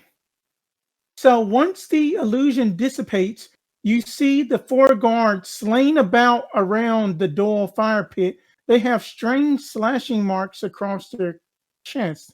Their heads have their eyes plucked out and teeth missing, making them look like leather masks of human. You hear a female give a blood curdling howl as another voice is laughing. That is not What creepy the in the hell? least. Oh my god. We dealing with a Baba Yaga. That is all I'm gonna say. We are dealing with a Baba Yaga. The gods are dead. Hoggpaw. These are all guys. Didn't they say the captain was a lady? Okay, here's the deal. This is what Mr. Fizzle and TumTums I'm about to propose. Well, propose it quick, because I think they're going to kill her. My proposal is we go back and kill that guard and everybody gets through without a stamp because I'm not fighting no Baba Yaga. Now hold on. Do I know what a Baba Yaga is? Give me an intelligence check and see, because I need to actually get out my monster manual for that. Oh wait, I got the internet. What is wrong with me? A 6. You have no idea what it is. Look, my mama done told What me is about a Okay, my mama done told me about them. A Baba Yaga is an old lady that lives out in the middle of nowhere and just kills people because she's bored and needs to macrame with your skin. Yeah, but that's like in the woods. This should probably be like some kind of. We're by water. It's probably some weird sea monster or something. Quit being a wimpy whale. You gotta go. It's a water water. Baba Yaga? Like a Oh water my Baba Yaga. God. No, this is not cool. This is bad. Look, I got a solution. Raise your hand. Who's okay going back to the gate and killing the guard and just No. everybody going through? TumTums is gonna start walking towards the mouth of the cave. Okay, I think we gotta go save Fizzle's TumTums. starting to have a slight panic attack. Okay, Okay, look, then. So look. I can just remove these. Wait a minute. I can actually decolor them. See, look. Until TumTums did that, I was not emotionally Ed. invested in any of this. I feel like TumTums is using our friendship as a weapon. Oh damn! This speed's like 25. I forgot. Oh yeah. It's Did TumTums. you check the whisper TumTums? Ah, I just did. 12. Okay, then let me see. What did I get? Oh, you thought you heard some rustling here, but you didn't know what it was, and then you didn't see it. Okay. All right. TumTums, are you like 100% sold on this? Hoggpaw. Did you hear that lady scream? There's something going on. We need to help. I would see. Look, an exclamation point is above my head. 13 does a 13 hit TumTum? Shouldn't. No. Okay, then good, because as that you see that you just saw a goblin just pop up from the skull and like, hey man, and then he just tried to shoot an arrow at you, but then that the arrow just lands just about here, missing you. What Hey the man, that we need to let the boss know. We need to tell Galar we got company. No, All right, no, what- you don't. All right, then. So what is TumTum doing right now? I'm gonna shoot my own crossbow. Okay, then go ahead. Ooh, that'd definitely hit. Roll damage. 8. So you basically shoot the crossbow. This goblin is pinned to the wall, dead. One shot, like, "Throw!" Whoops. And he's dead. You just hit Gobby Hill with an arrow. It wasn't Gobby Hill. Come on.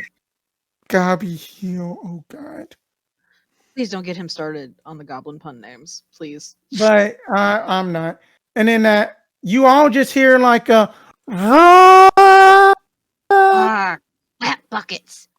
I think and then you just hear just that this audible voice is like,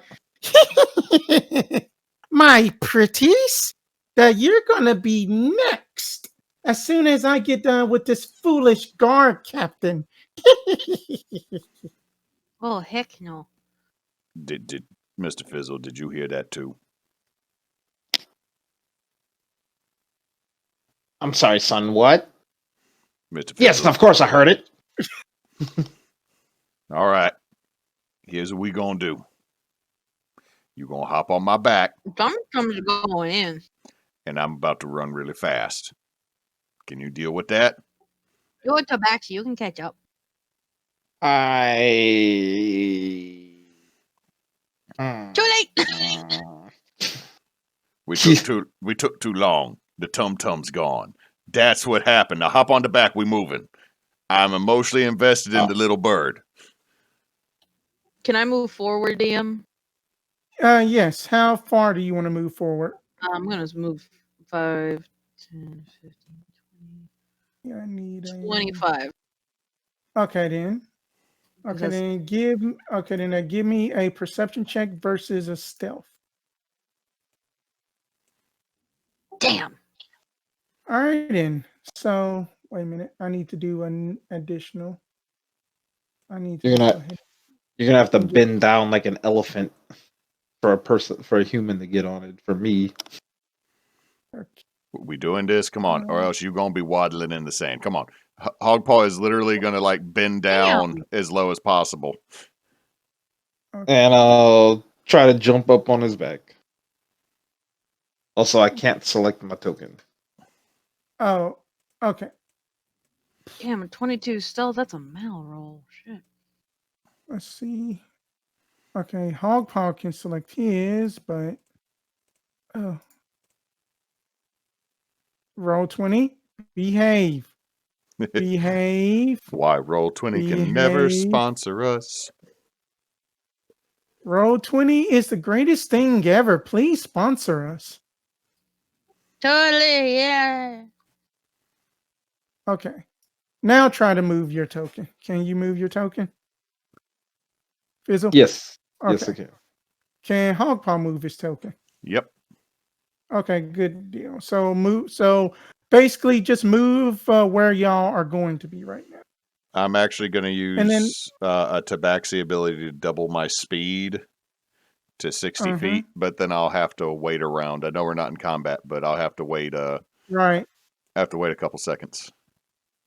Okay, then I forgot how to get the turn order thing out again. It's a clock over in the little bar. In the little bar. Up in a which? Oh, wait a minute. Never mind. I got you. Okay. So just in case, whenever that we do go for initiative. Do you want us to go ahead? So TumTum. Do you want us to go ahead, DM, and roll? Let's go ahead and enroll initiative. Actually, yeah. Let's go ahead and enroll initiative because at TumTum you start to see like that these goblins are coming up here, and then you just see basically that this one that you can give me a intelligence check, TumTum. I don't know what the hell that is. You just think that is just a bigger goblin.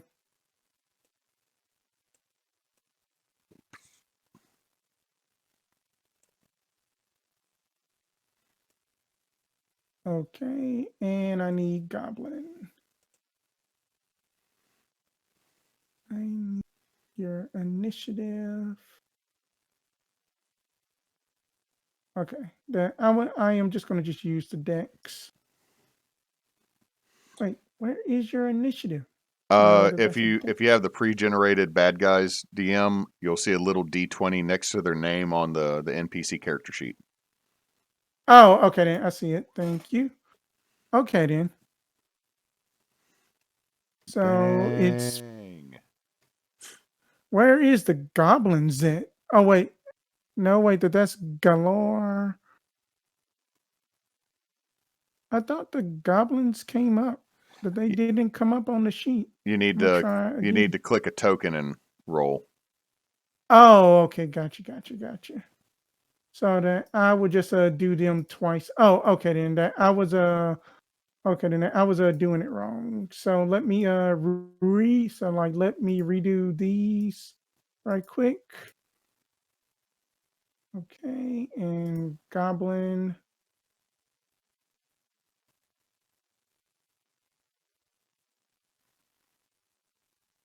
Okay, I think that's it. Okay then. So we have first up is Fizzle, then TumTums is up next. Welcome to the first round of combat. So we are starting with Fizzle. DM, if you want to, underneath turn order, you can drag and drop all the tokens in order. Oh, okay. And then there should be a little arrow on yours that allows you just to cycle through. Oh, okay. Gotcha. Okay, so then it's Galar. And yeah, okay. So it is wait, I had did that wrong. So let me go back. Okay. First up is Fizzle. I'll just meander. Okay. All right, then. So as soon as you come up there, you can see like these three goblins up here, and then they're like, "Oh crap, we need to tell the boss." And then the boss is like, "I'm already here, you imbeciles." Oh my goodness. Mr. Fizzle, what do you see?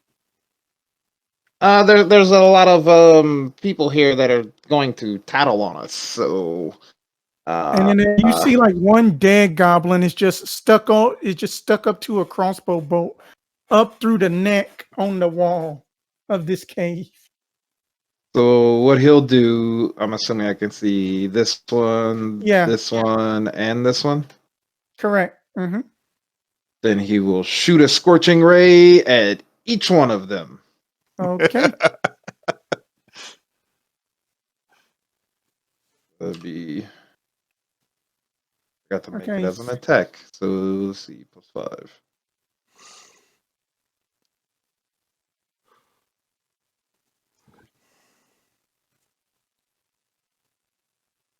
It'll be a 21 at this one. That'll hit. Then the middle one, 12. I think then that'll miss. I need to pop out their thingies.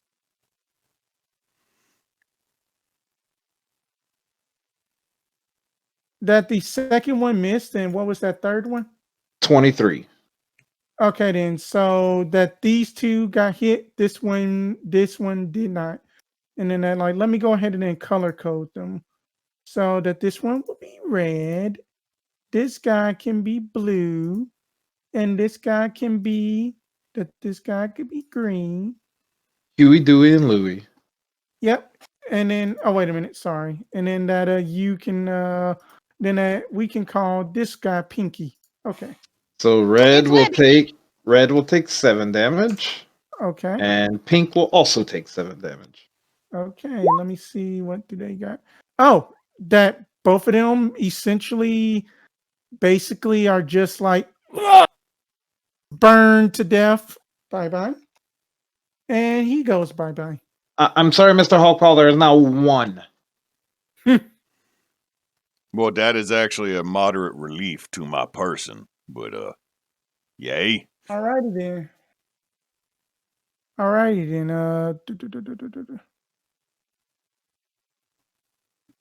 Okay then. Is the end of Fizzle's turn? That is it. Okay then. Next up is TumTum. Dang.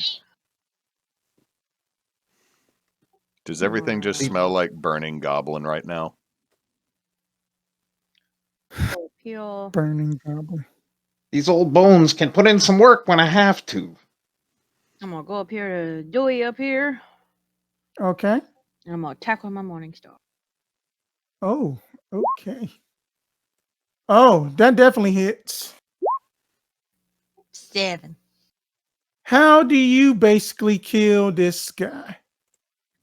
I come in just with an upswing and I just take him in the chin.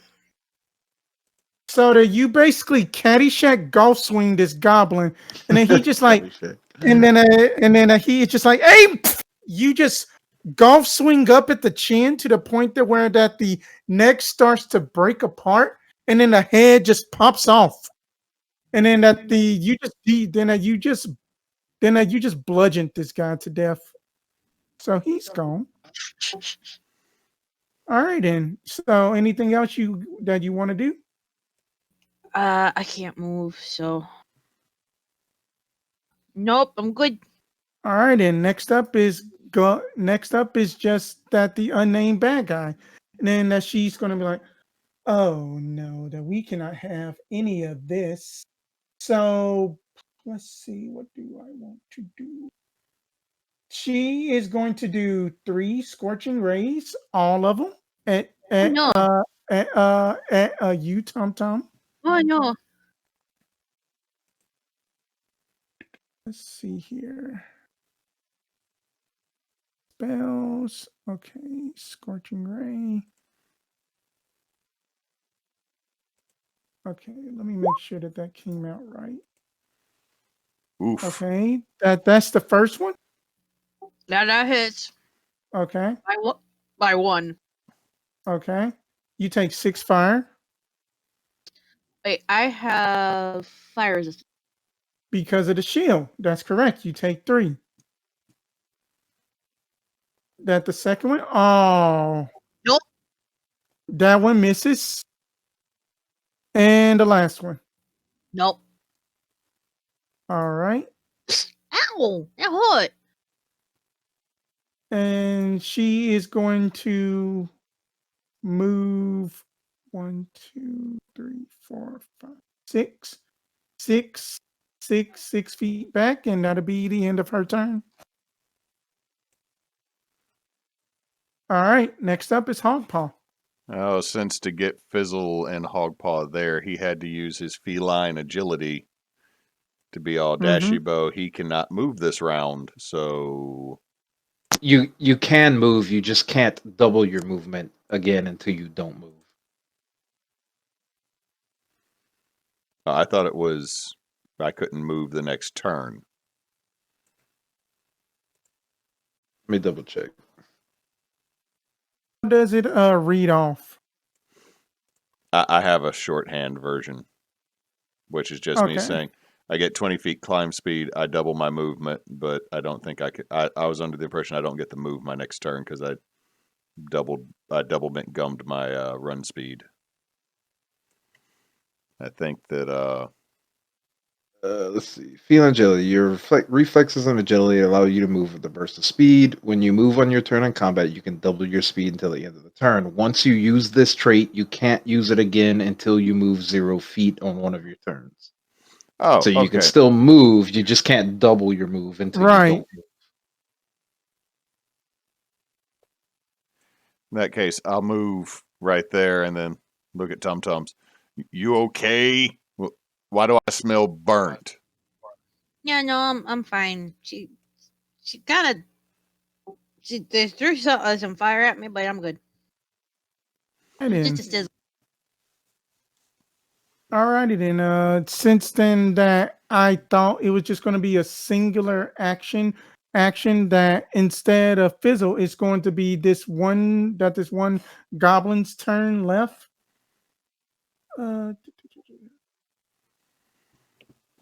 Goblin. Then that this goblin is going to run up to TumTum and try to attack with his short sword. Oh hi. Hi, I'm about to slice you up for just Miss Galar. That she had never ever had Aarakocra before.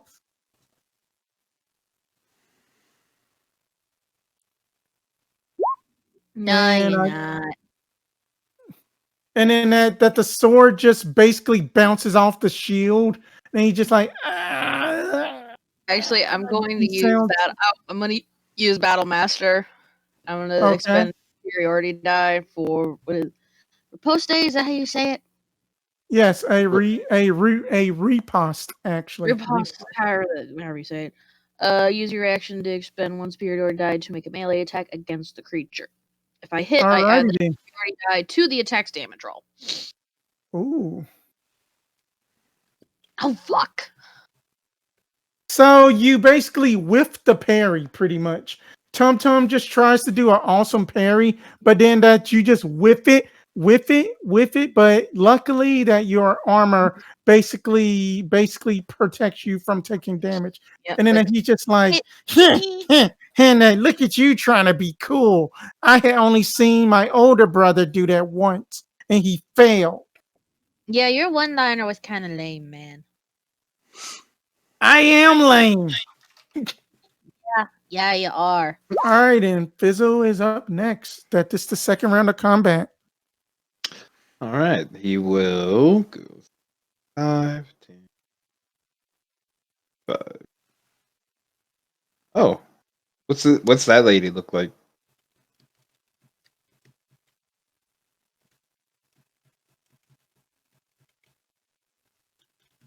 Let me see here.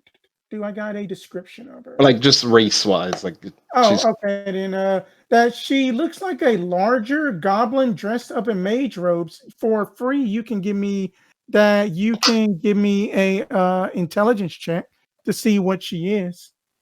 For free, you can just give me an int check. Okay. A 5. I would give it to you.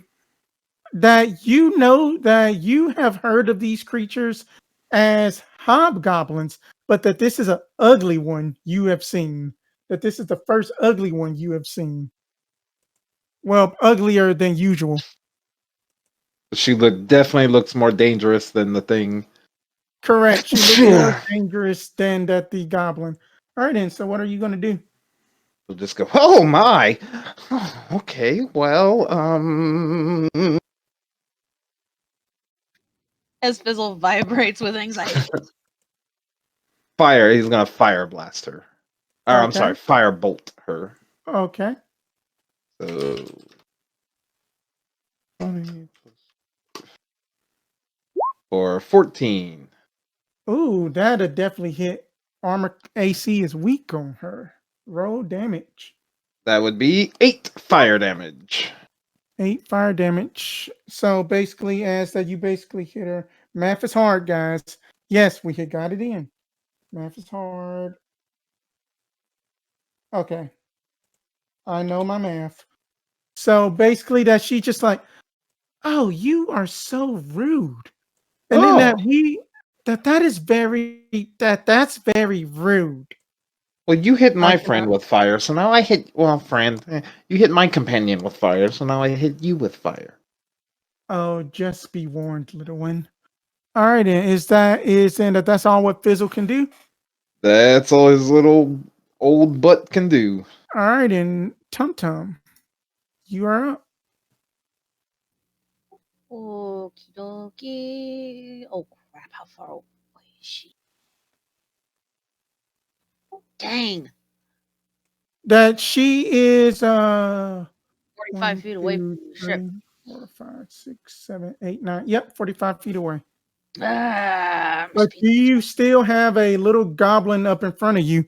Just like, hey man, what you want to do? What you want to do? You penguin? I can chop you up real good. damn it! That this goblin just ducks out of the way and just go like, ha ha.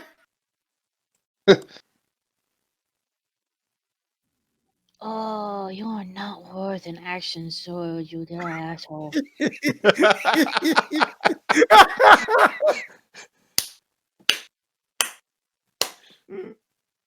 Okay, is that the end of TumTum's turn? Yes, I miss having characters with more than one attack. All right, and next up is that you shall all feel that the wrath of Galar Balan, whatever. And then she's just like, oh look, a gnome. Let's see here.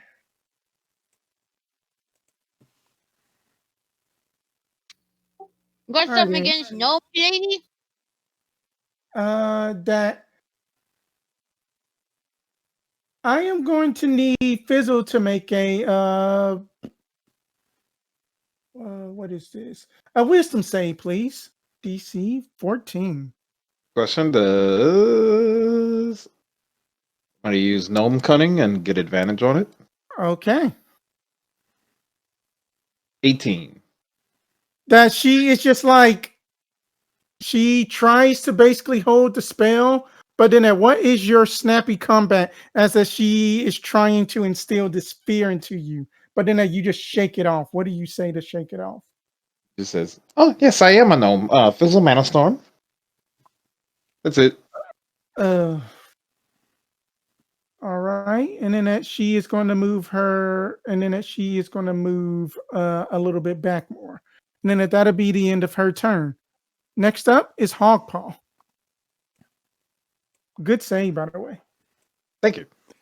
Let's see. 5, 10, 15, 20, 25, 30. Mm-hmm.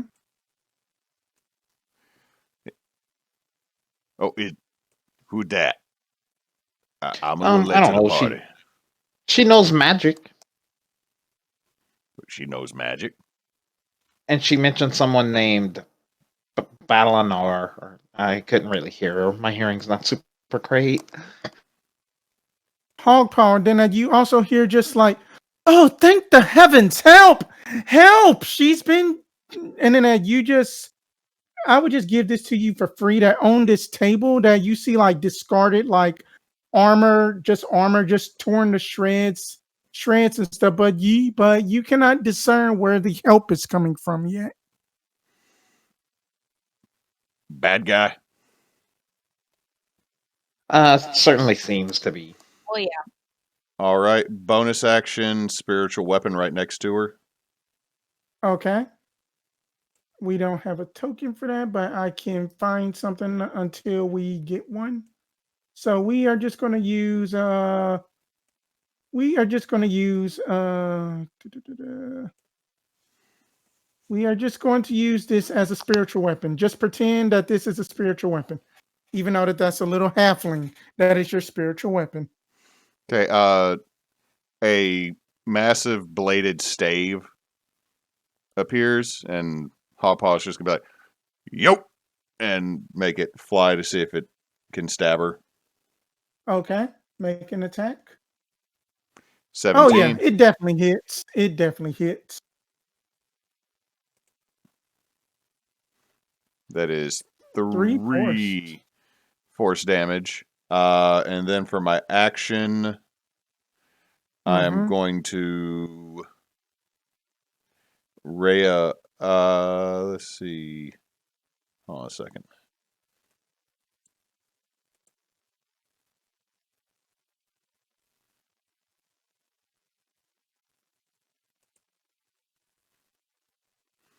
I will toll the dead on her. I need a wisdom save.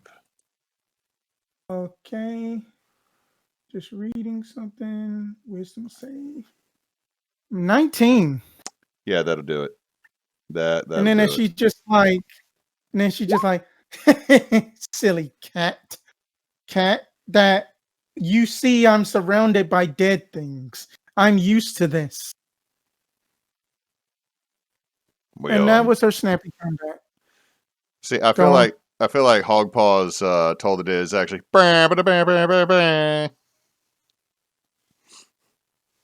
because he's a cat. That's a scary noise to him. All right, and is that the end of your turn? That is the end of what Hoggpaw can do. Yes. Okay, then Goblin's turn.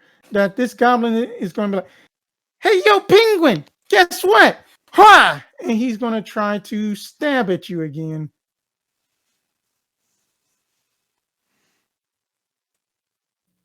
Nope. So close. So then he's just like, and that you are a lame target. I'm going up to this guy. That you do get that attack of opportunity because he's stupid.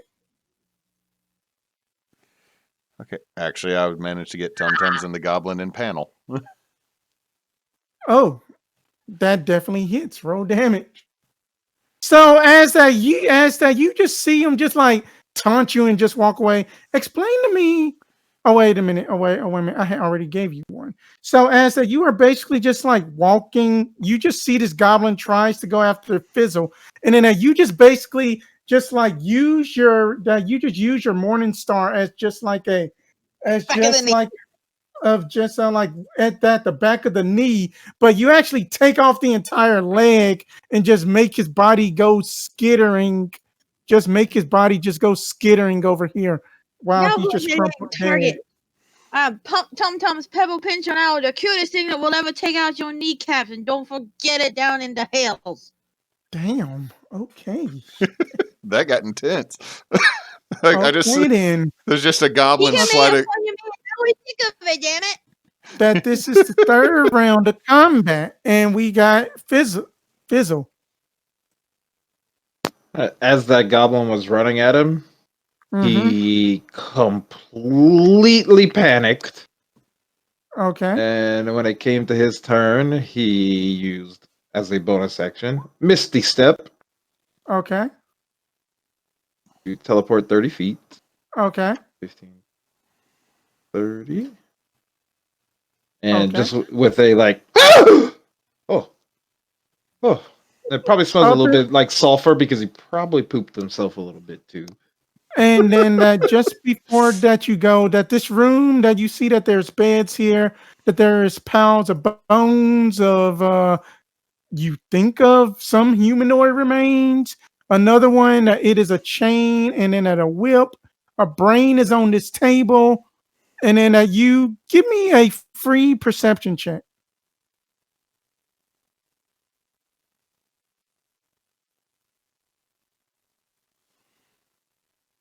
$19. Okay, that's good. That you kind of see just like a female elf, high elf, that she's kind of like chained up to that the back of this wall, just that she is bare, and then she's just like, "Oh, Mother of God, please help, help!" She is, and then you also just see like these 4 bodies of just like dead people. Do they match the? Oh no, the bodies were already. Yeah. That they are just different types. All right, now you may do your action. Madam, I'm here to save you. That's what they say in the stories. Magic missile. Try that one again with a little more bass. I'm here to save you. We're gonna work on that. And a magic missile at this lady here. Okay, that's So that'll auto be damage. what is it? 3? Yeah, 3d4 plus 3. Yeah, 3d4 plus 3. For 12 damage. Ooh, that's nice. Math is hard, guys, but I got this. All right, and that. It's kind of anime looking, like they twist in and out of each other as they fly towards her. So then as she just basically go like do do do, and then it's just like that, but she is still standing. She's still standing. Okay, next up is oh, sorry about that. Is that the end of your turn, Fizzle? He will say, "Oh my goodness, you are very hardy," and that's it. Okay. Next up is TumTums. Okay. Let's see. 5, 10, 15, 20, 25. Okay. Hi. Right. And I'm going to. Is she holding a weapon, or does she have a wand, or what's she got? She basically has a quarterstaff. She basically has a quarterstaff, and that's about it.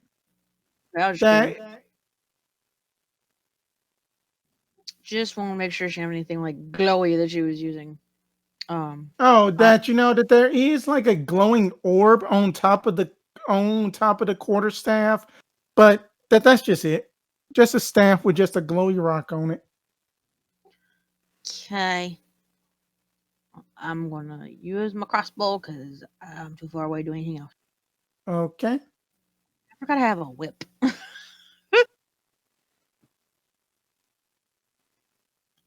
That'll definitely hit. Roll damage. Ow. Damn. She is now bloody. Well, I know that there is no bloody status, but you are starting to kind of see that the blood and stuff is starting to actually drip from her, from just her wounds and stuff. She's looking pretty up and out of bad two shape, but she is looking rough, right? Oh wait, sorry. Was that the end of TumTum's turn? I apologize. Yes. Okay then. So it is her turn, and she's going to be like, and then is she just gonna just like use one hand to like wipe off the blood from just her lip and just like, "Heh, playtime's over, you fools." And then as she is going to slam her staff down, and then as she is going to use globe of invulnerability. I'm useless now. So basically, then that she just basically just creates this barrier around her, like, now what do y'all got to do? All right, so let me just do 10 feet, a 10 feet radius. Oh. All right, that's about 10 feet. Okay, that works. If you click on her token, DM, on the gear, you can actually put a aura that's 10 foot around her. Okay then, we can do that. We can do that. Thank you. Is it only spells that can't go through? Let me see. Where is Yeah, that? it's only spells. You can still smack them. Oh, okay. All right, then. Where do you do the radius at? When you click her token, Mm-hmm. when you click it, there should be like a little gear. Yeah. Click on the gear. Okay, and then on that first page, I think there is. Let me see. I'm clicking it on my token. I think there is a. Yeah, at the bottom, it should be underneath token aura. Okay. Oh wait. Okay then. I see it. Thank you. All right. Sorry about that, chat. I am still kind of new to Roll20, but then thanks to Miro teaching me everything, and we would just make it this color because she's evil. I am still learning as There we well go. with this. All right then. And let's see. Then that she is going to do that, and then she's just gonna be like, now you can't even do anything now. And that's all she can do. Next up is Hoggpaw. Okay, so if I'm reading this, it was cast outside, but the spell was already right next to her and is within the 10-foot barrier. That is correct.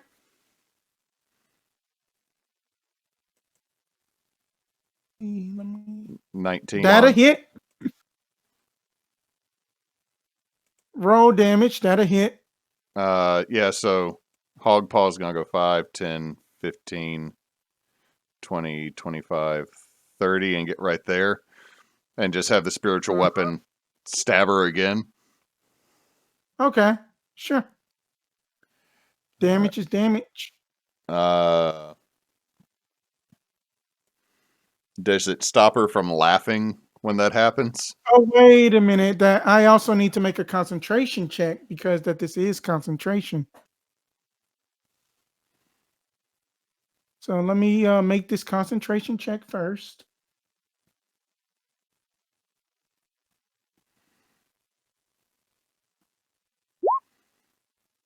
Yeah, I assume And she still maintains holds it up. Yeah, that she maintains it. But it kind of like her laugh is like she still kind of laughs. So do your second attack. So that was my bonus action. See, is the orb or the shield around her visible? It is like a little faint. It's kind of like a faint, light purplish aura. It is kind of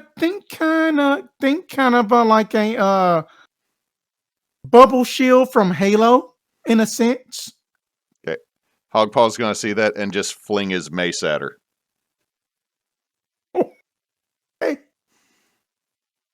Okay. I will allow this. It's an 11. That So still hits. That still hits. oh my god, Hoggpaw just That still hits. Yeet! he 5 damage as that you just see just that this mace just like kabong in the face. As she like up. okay. Oh god. No, something important to note. You can still smack her. I'll be honest, y'all. I thought by Arathis, I thought it was gonna go boom off the side that, but I had to try. And I need to make another con check.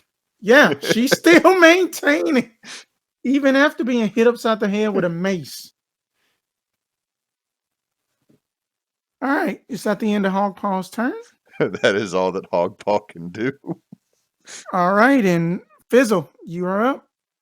Do I know what the spell she has active does? You have give me just a general intelligence check for free. I mean, an Arcana check. Let's just make it an Arcana check. Do Arcana. Yeah. 20. 20. That you have actually taught some of your students about this type of ward before. You know that this globe around her basically protects her from spells that are basically lower than just at the level of which that this spell is normally cast at. But you know that physical objects can still hurt her. Ooh, excuse me. He'll go, wow, son of a... 5. And then I'll check the bed that I'm next to, see if there's a key for the cage. All right, and give me an investigation check, and then that this will be in action. 11. And 11, other than some weird kind of drawn goblin parchment drawing, question mark, of scantily clad goblins, you don't find a key. You just find some weird goblin pornography or something. Ooh. And that's his turn. All right, and Oh, TumTums. goodness. It's filth. Yeah, it is filth. All right, TumTum, what you got? What? Sorry, Dr. Pringle. It's okay.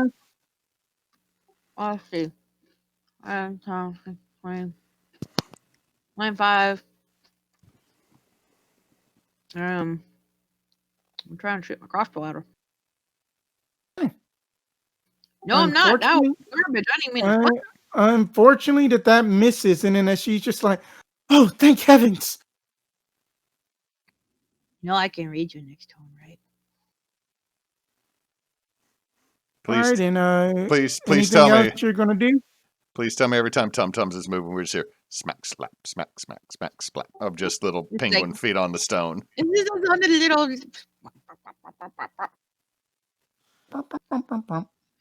Okay. That's all I got. Okay. Her turn. All right, and then she is going to do.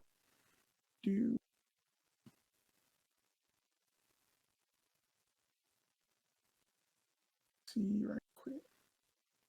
Oh wait, I was not about to do that. I was just reading that. Oh well, I just might as well do that. All right, and Fizzle and TumTums and let's go with Fizzle. Even or odd? Even. Odd. Okay. Let me move the turn order. And let me just roll a d20. Ooh, Fizzle, I need you to give me a good old-fashioned Constitution saving throw. What a die. Let's see. Can I use Gnome Cunning on that? I cannot. Constitution. 14. Oh, you barely make it. Oh, but you still do take half damage as that you just see just like that these weird just like it's a weird moss or something that just starts just sprouting from the rocks, and then as she just starts to basically try to basically take some energy from you. And then I need to roll this damage. I am so dead. You're taking half of 8d8 necrotic. Yeah, I am going to die. I am dead, like dead. Half 23. half of that is 23. I have 18 health, so that I am. No, I'm not dead, but I'm definitely unconscious. So Fizzle is unconscious. If that you will, can you mark yourself with the sleepy the sleepy thingy on the markers? It's something sleepy. If you click the little round I'll dot, just- there's like I'll a put- sleepy face. I'll put that for now. Okay, then Until- that's fine. So that Alright, Fizzle, listen. so Fizzle goes down as that you just see here just like that I still got 2 more where that came from.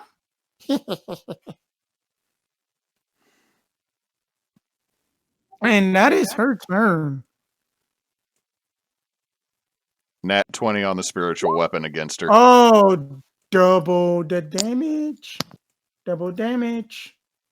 That is 7 force damage. Okay. She is still up. Is it 7 or is it 14? It's 5 plus 2, so it's 7. No, 7. it's double damage. The +2 is the crit. Yeah, the plus 2 is the second dice rolled. Yeah. I get it. Because got- the way that I do crits is basically that I do double the dice because that the times dice, it just seems kind of Oh, and me. if that case, it would be 6. That'd be 8. So I'd only get 1 more damage if you're doubling the 5, or because the 5 is a 3 plus a 2. So 7 or 8, it's either one. Yeah, I mean that 8. I mean it's just fine. It's just a number difference, so that's fine. Now continue what you were doing. He is then going to expend a spell slot to do Cure Wounds on Fizzle. Just poke him on the forehead. TumTums, you're going to need to smack the hell out of her.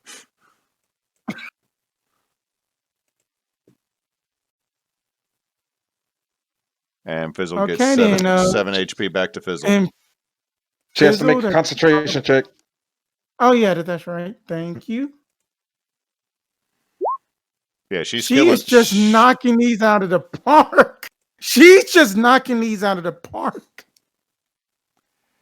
And then that this is the 4th round of combat. Oh, sorry. Hoggpaw is then going to go 5, 10, 15, 20, 25. And while he's walking, he's just going to ignite that flaming warhammer. My dear, I do believe you need to reevaluate some life choices right now. Toot fucking sweet.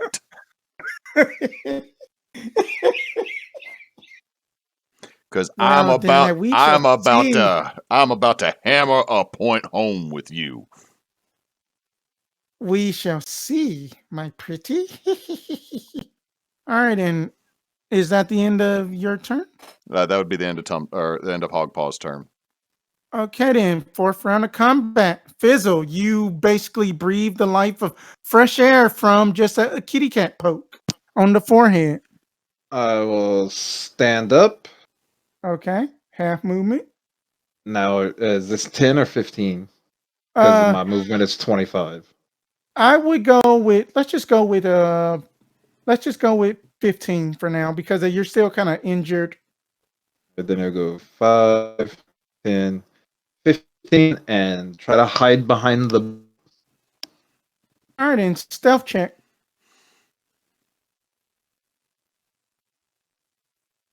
Stealth check perception. 7. Just mainly to try to give him some cover. So both of y'all matching in that you are looking at her and then she's looking at you. Then it's just like, I see you. He's just trying to give himself some cover because he is scared out of his mind. Alrighty then. Is that the end of Fizzle's turn? That's it. All right, TumTums. Oh cramp.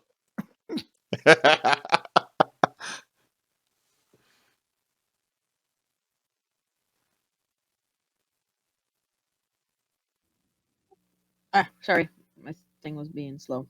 It's all right. It is your turn. We Uh-oh. Uh-oh. Oh, SpaghettiOs. don't know yet, cause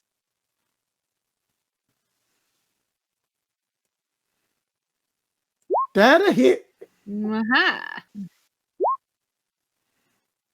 8 piercing. She is still up, but Okay. barely. Well, in that case, Are we about to see TumTum's action surge? Are we about action surge? can I use Battle Master and Action Surge? Yes, you. Yeah. Okay. So I'm going to. I don't know if this is actually going to do anything, but I'm going to try it. She needs to make a strength saving throw. Probably not going to make it. That's a 10. I doubt it. So she drops her staff. Okay. She drops the staff. Oh, yeah. And then Constitution check. She's just knocking those out of the park. So. Okay, well then I'm gonna action surge and I'm gonna try and hit her again. Okay. Come on. You hit her. Ah. 3. She is still up. 3. Wait, Jesus. TumTums, you don't have the Great Weapon Master type stuff where you can re-roll ones on damage, right? No. Wait a minute. That's Battle two. Master. Oh. We're level Oh. 3. No, that's your fight. That's a fighting style. Is re-rolling I have been one of- rolling that wrong. My apologies. I've been doing con saves instead of con check. Ah. So that's probably why that. But still, that there were some high rolls on the dice. But still. Concentration is a save. Oh, it is? Mhm. Yep. Okay. Okay. It's I thought it's I was actually doing it wrong. but her bonus to that's actually the same. Okay. So, but for just at the sake of it, then I would just say because that the staff was dropped, it goes away. Waha. So bye radius. Yep, and that's my turn. Okay. Save setting. Okay then. So now it is her turn. Even or odd? Me? Oh. You and Hoggpaw, even or odd? Odd. Okay. Ooh, Hoggpaw. Okay. She is about to cast Vampire Touch at 5th level at you. Wait. I think I have a thing. Do I have a thing? Does a 18 hit? That is going to match. Okay. TumTums. Oh, wait. Uh-huh. I have protection. When a Plus creature 2. When a creature you can see attacks a target other than you that is within 5 feet of you, you can use your reaction to impose disadvantage on the attack roll. Okay. So basically that using these same rolls that I got a 23 and then I got an it's 18. anyway. Never mind. Yeah. Never mind. It's okay, but good attempt that, that okay, and then that I just need to increase it by 2d6. I don't think Fizzle was standing So- close enough. So then that'll be 13 necrotic, as that she basically lashes out at you with just these claws just onto your arm and like claws. And Please. and then that she actually regains some health. She looks Come a little bit on. healthier.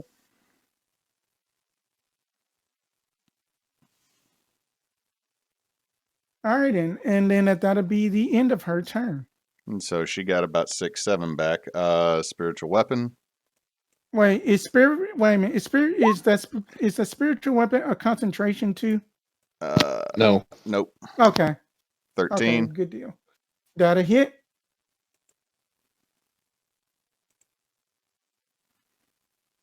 Four. Okay.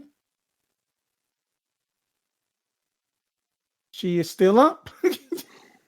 Hoggpaw's going, Yes. okay, TumTums, I have not used this yet, and I feel like I should. So, it's not really my repertoire or, wheelhouse, but 13 That with the will fire hit. hammer. That will hit. That's 2 bludgeoning and 4 fire as Hoggpaw smacks her. Okay, so 6 in total.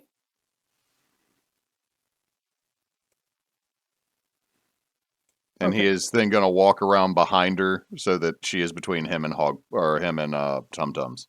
Ooh, I see what's going on. Okay, then. Is that the end of your turn? Yes, it would be, other than Fizzle, the shiny thing's gone. That the force field has been dropped, Fizzle, and then it adds that you are basically that you just like recoil from just that vampiric touch, and then that you just like click that you just click that fire hammer up, and then you just smack her just like on the shoulder, and she's looking pretty bad. It is Fizzle's turn. You are hiding behind a bed. Can I crawl under the bed? Certainly. Just put yourself on top of the bed, and then we can just say that you are under it. And I'm going to peek and magic missile her. Okay. Well, That beautiful auto missile. damage. Beautiful auto damage. 3d4 plus 3. For 9. How do you want to do this? Just it's gonna zoom around and looks like they're about to hit Hoggpaw and TumTums, and the third one comes from the top, and they all swirl around my allies and slam into her freaking chest. So basically the ass that y'all are just fighting out and stuff, that y'all got her backed up against this table. And then she's just like, hey, I will make skin out of you. And then all of a sudden that you just see a magic missile just start just swirling around, just flying in. And From then they underneath the bed. from just like underneath the bed, then that they just come in just like anime style energy beam, just go foo, foo, foo, foo, foo.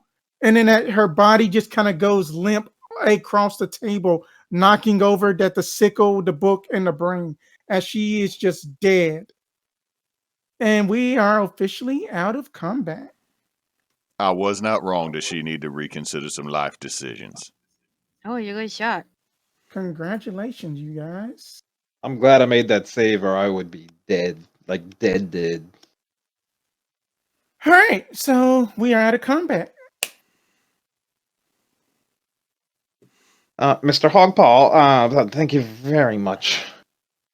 It kind of comes with the job description. So, also, you seem friendly, and you shot a bunch of fire at things, so I'm good. Also, I'm about to go through her pockets. Nobody gonna complain about that, right? Look for a key to get the guard out of the cage, because she seems to meet me. Do you need help, sir? Do you need me to? That's easy enough. That you found 2 keys, Hoggpaw. You found like 1 key. Wait, sorry. I was gonna say, since I got an 8, could I find the keys and toss them aside? But then Hoggpaw finds like a ball of yarn and is now distracted. Sure, we can allow that. Oh yes, and then I forgot to play victory music, but I will do that next battle. Fizzle's gonna look at that book. Alrighty then. Let me see that book just basically just has like just some general notes about like about like travelers that she has basically duped and stuff. That the plan is to basically disguise herself as just like a woman that's being ransacked by goblins and basically lure like unsuspecting guards and people to just their deaths and such. And also pick up the staff. All right, and that staff. All right, and that'll be a +1 quarter staff. Okay, then one. Okay, then now back to the keys. One key goes to the gate. The other one, if that you see past this bed, that there is a chest.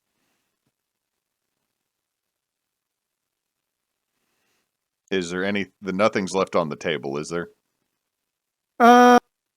Everything was pushed off to the side, but on the ground, you do not have to roll for this. That there is a whip, a chain, a little sickle, and then it's a brain. Okay, I don't want the brain. TumTums, you want the sickle? Sure. I'm gonna pick up my mace. And then, Also, all right, and then was there a lady yelling earlier, or was that a hallucination? No. You clearly see a lady bound to the walls, just kind of like stock and quartered, like barely with any clothes on, just like I need help, please. Right there, Hoggpaw. Look, I gave Fizzle the keys. And then All he goes right. back to playing with the yarn a little bit. Oh God. Fizzle, you have your I'll- key. Let the lady out. Yeah, I'm trying to unlock the door with the key. You can do it easy enough. You just hear that satisfying, and then it opens. And does the other key fit in its chest? Yes, it does. Also, I'm just going to totally ignore her and unlock the chest. All right, and inside the chest you find 300 gold. You find a map. You find a map written in Infernal, and give me a D4 roll, please.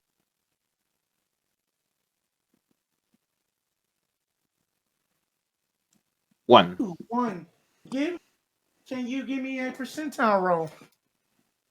Oh no. 63. 63. Here comes the curse of the health potions. You did not get a health potion. That up in like previous games for this, the party has always rolled health potions on the loot table. Every single time. Where you go, Fizzle? All right, then. Wait, So we got health potions again? no, no. Okay. No. That y'all seem to break this curse. Okay, then you find basically 300 gold, a worn up map that has some arcane scribbling on it, and then you find this flask that has a picture of just a stick man going up a cliff. It was not With just some brown liquid in it. it was not a flask of ass, was it? No, it was not a flask of ass. It was not a flask of ass. Gentlemen, I found 100 gold apiece for us. Cool. Okay. So I'll pass that out. I found a map. It looks very magical. I can probably figure out what this is. You read Infernal? I cannot. Okay, it just look like jibble jabble. Oh, I thought maybe if I identified it, it would tell me what it is. Oh, that we can probably do that. Is the lady okay? Do any of you speak this language? I don't. She seems fine. Damn. I went over to see if the lady's okay. That she is still chained up, but at least that the door is open. That she's Fizzle, chained give up. me your keys. Oh, here. I'm gonna go in. I'm gonna open up their chains. Okay, then as soon as that you get the chains off, that she's just like, oh, mother of God, just thank you. By the way, that the name is Taisha. Well, you're the captain lady. Yes, I am the captain lady. What excuse my French, but what the fuck has Cascajaro done this time? He won't let anybody in because you got the stamp. That is true, but for the He's been shitting as soon as he's I been can, sh- You he's been might be sh- in here, and we That wanted you- to come find you, and yeah. I need to find clothes first. First, that I can probably see up in just that random adventurers pack right there. That it probably should just be some clothes or something Oh, yeah, I can I'll put go, on. I'll go get the pack and bring it to her. Okay. also as a heads Easy up, enough, but it- he's been shitting in your flower pot like right in front of everybody. That While they're getting dressed and letting her out, do I have time to identify the flask? Oh yeah. Oh, Oh yeah. the flask and the staff. That the staff is just a general +1 staff Okay. staff that can be used as an arcane focus. I will keep that. And then that the flask with the picture of a stickman climbing a cliff is a potion of climbing. Does anybody need to climb better? Because that's what this thing does. We could always stick it in this bag. And Hoggpaw holds up the bag of holding. I'll stick it in the bag. The bag go whoop, and that's in the inventory slot. Yep, I'm All right, and so I'm keeping a list. okay, good deal. So I did remove my 100 gold to save. So if you're Okay, got you. TumTums, you fine with me putting what we just found in our general fund? Oh, the 300. 200. Oh, so do we still get some or no? I'm just asking, do you want Yeah, to carry your Yeah. gold individually, or do you want to put it into the party fund? I am not part of this party. I was asking TumTums. I figured you got your own Oh, money. gotcha. Yeah. Oh, yeah, we can put it in the party fund. I still got 75 gold on me. Yeah, I All gave right. y'all 200 and I kept 100.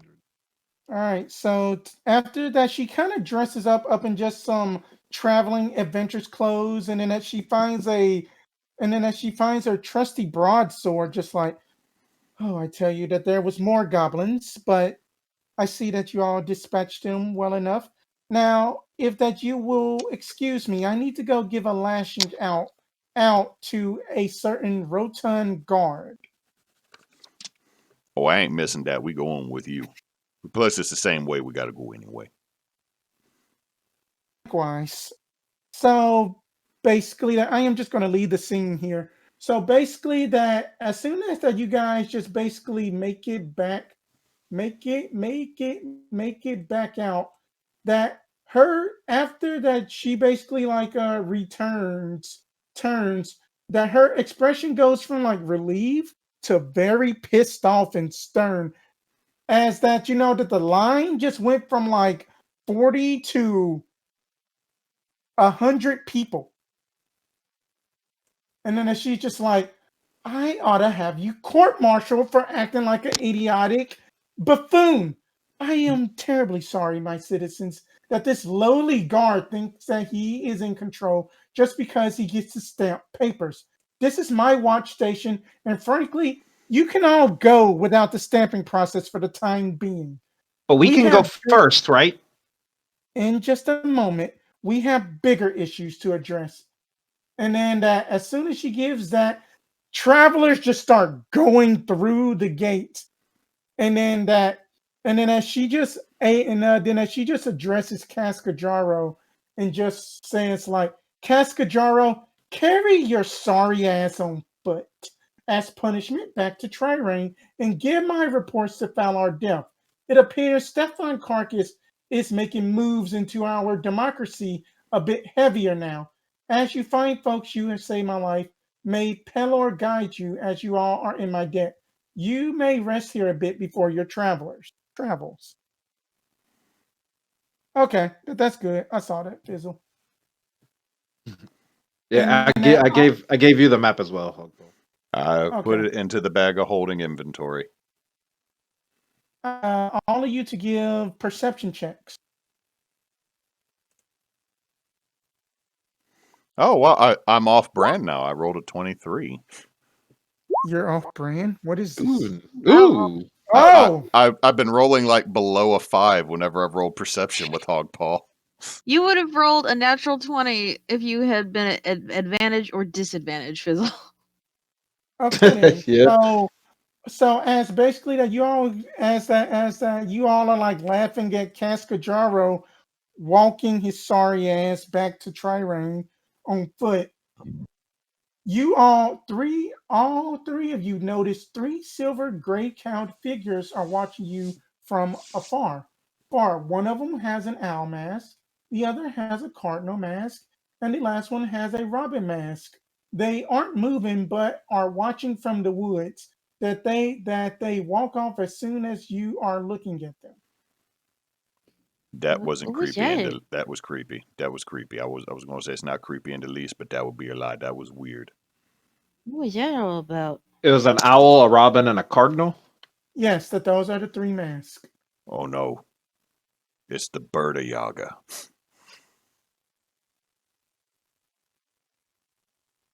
The what? You Taisha are said the what? The Birda Yaga. So apparently, according to him, there are these things called Baba Yagas, and they can be water Yagas, and apparently birds. They're very spooky. I mean, what did y'all just see? I didn't see anything. People in robes with Oh. bird masks. Oh, that sounds like the silver arrows of this generation, but interesting. The what now? You know all about the silver arrow legendaries, Fizzle. Fizzle, that you know that they are the chosen protectors of Villarara, that they are basically that they hide their identities with just certain like carvings of masks and stuff, that you had lived through two generations of them, that you had lived through the Canis order, and now that this is the Avian order. So there were dogs before, and now birds. Correct. Are they good, bad, indifferent? That they are good. That they are good. That they are the natural protectors of Villarara. Like think of like the Justice League, but then that they are not the D&D party. Gotcha. Justice League.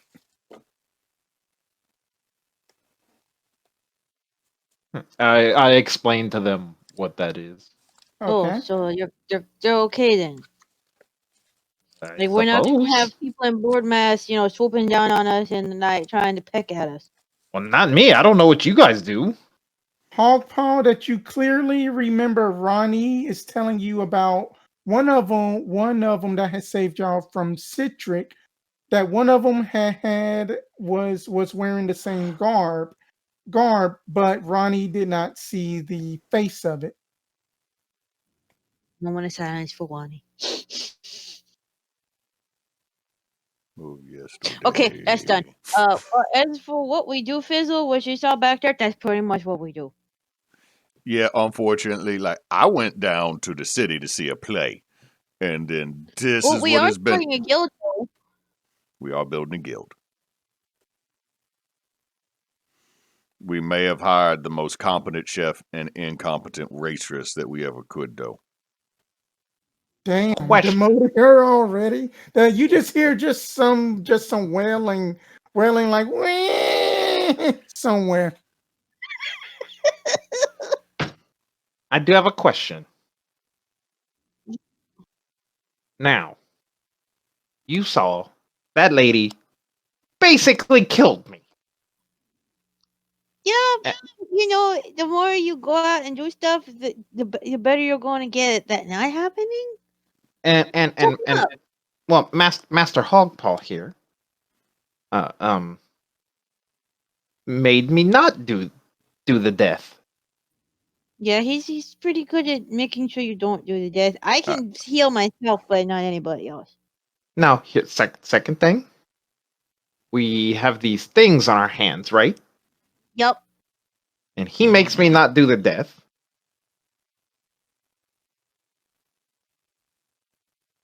Partners? I think we can work that out. TumTum sticks out a flipper. Partners. Fizzle shakes it. Shake a flipper. Hey, these flippers can fix a cart like nobody's business. Oh Now- man, y'all made it back. What happened? Ari was speaking. Well, we made a friend. That's But hold on. cool. Hold on, real quick though, Fizzle. Should we get you like a completely white robe? Because like you were Fizzle like the purple before, but you've come back from the dead, so maybe you're Fizzled a new color. No, I prefer the gray with the purple. It fits my aesthetic. Fits my aesthetic. I was gonna say idiom. Aesthetic. Let's go with aesthetic. Fizzle, this is Ari. Ari, this is Fizzle. Why, yes, man. Pleased to meet you. That the name is Ari. And he does once again a very deep bow. Oh Fizzle man, Man that of Storm. Hey man, that you don't gotta bow that deep. It's okay. It's just okay. All that I am just here, just chilling, just like taking care of that the horses. That you know what I'm saying. It's polite. It's polite, sir. And I personally was raised to be polite. So while we're on this subject, I got a question, Fizzle. Who is your insurance provider? I gotta figure out if I'm in or out of network.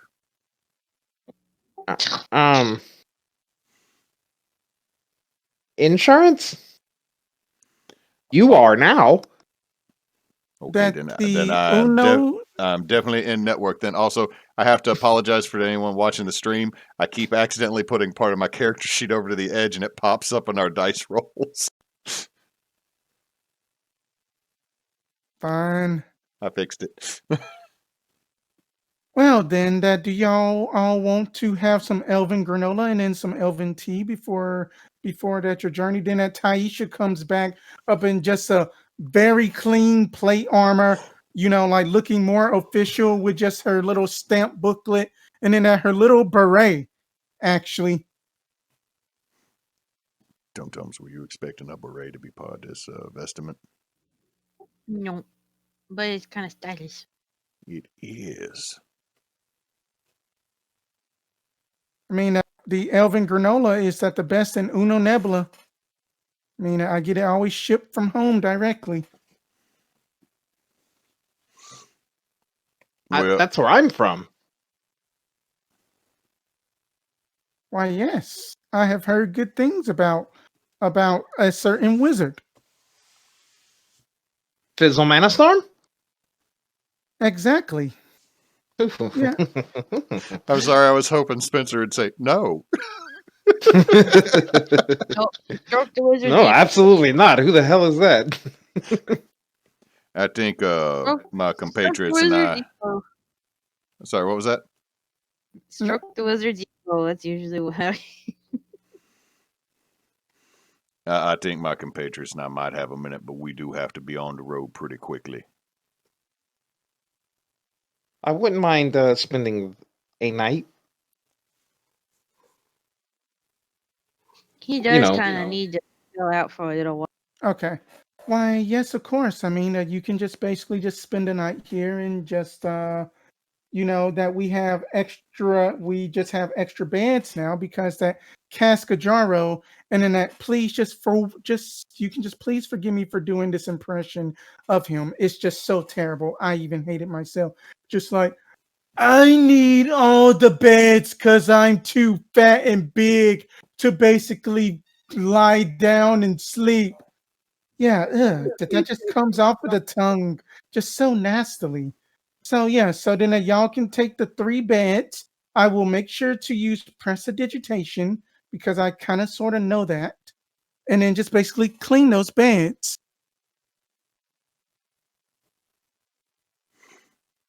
How does that sound? I think we're all in appreciation that you're going to prestidigitate the beds. I know that spell as well. Have you noticed how beautiful my beard looks? She's going to roll a percentile. She is 60% approving of it. Like, yeah, I mean, it's a nice beard. Thank A you. very nice beard. And then with that you all are invited inside of just at the Border Patrol barracks. You know that you all have some elven tea and granola. It is some jasmine honeydew with just a hint of owlbear woods in it. And then that the elven granola has a little bit of spice to it because it is made with just some cocoa plant that is from tieflings. On that you know that they're plants, not actual tieflings. And then with that we will call it a session. Congratulations that you all made it through your first battle. All right. And then I will hand it over to Miro Raven to close us out. All right. Thank you all for watching. We enjoyed playing this. Definitely got to do a little bit more than we have the last couple nights. Wish we could have gotten started earlier. That's my computer's fault. But again, thank you all for tuning in. We'll be back next Monday with another episode of Holy Winds, and next Thursday back with the 4th episode of The Revenge of Stef van Kracus, or Carcass. Carcass. Crackass. Well, he is a crackhead. I think it says Kracus in the name of the game, though, on Roll20. No, that's Right. I'm going to have to fix it or something. I did it wrong on Twitter, too. But it's okay. It's fine. All right, then. Good night, everyone. Thank you for watching. Night, everybody. Don't let your meat Night, low. Follow us on Adios. Twitter.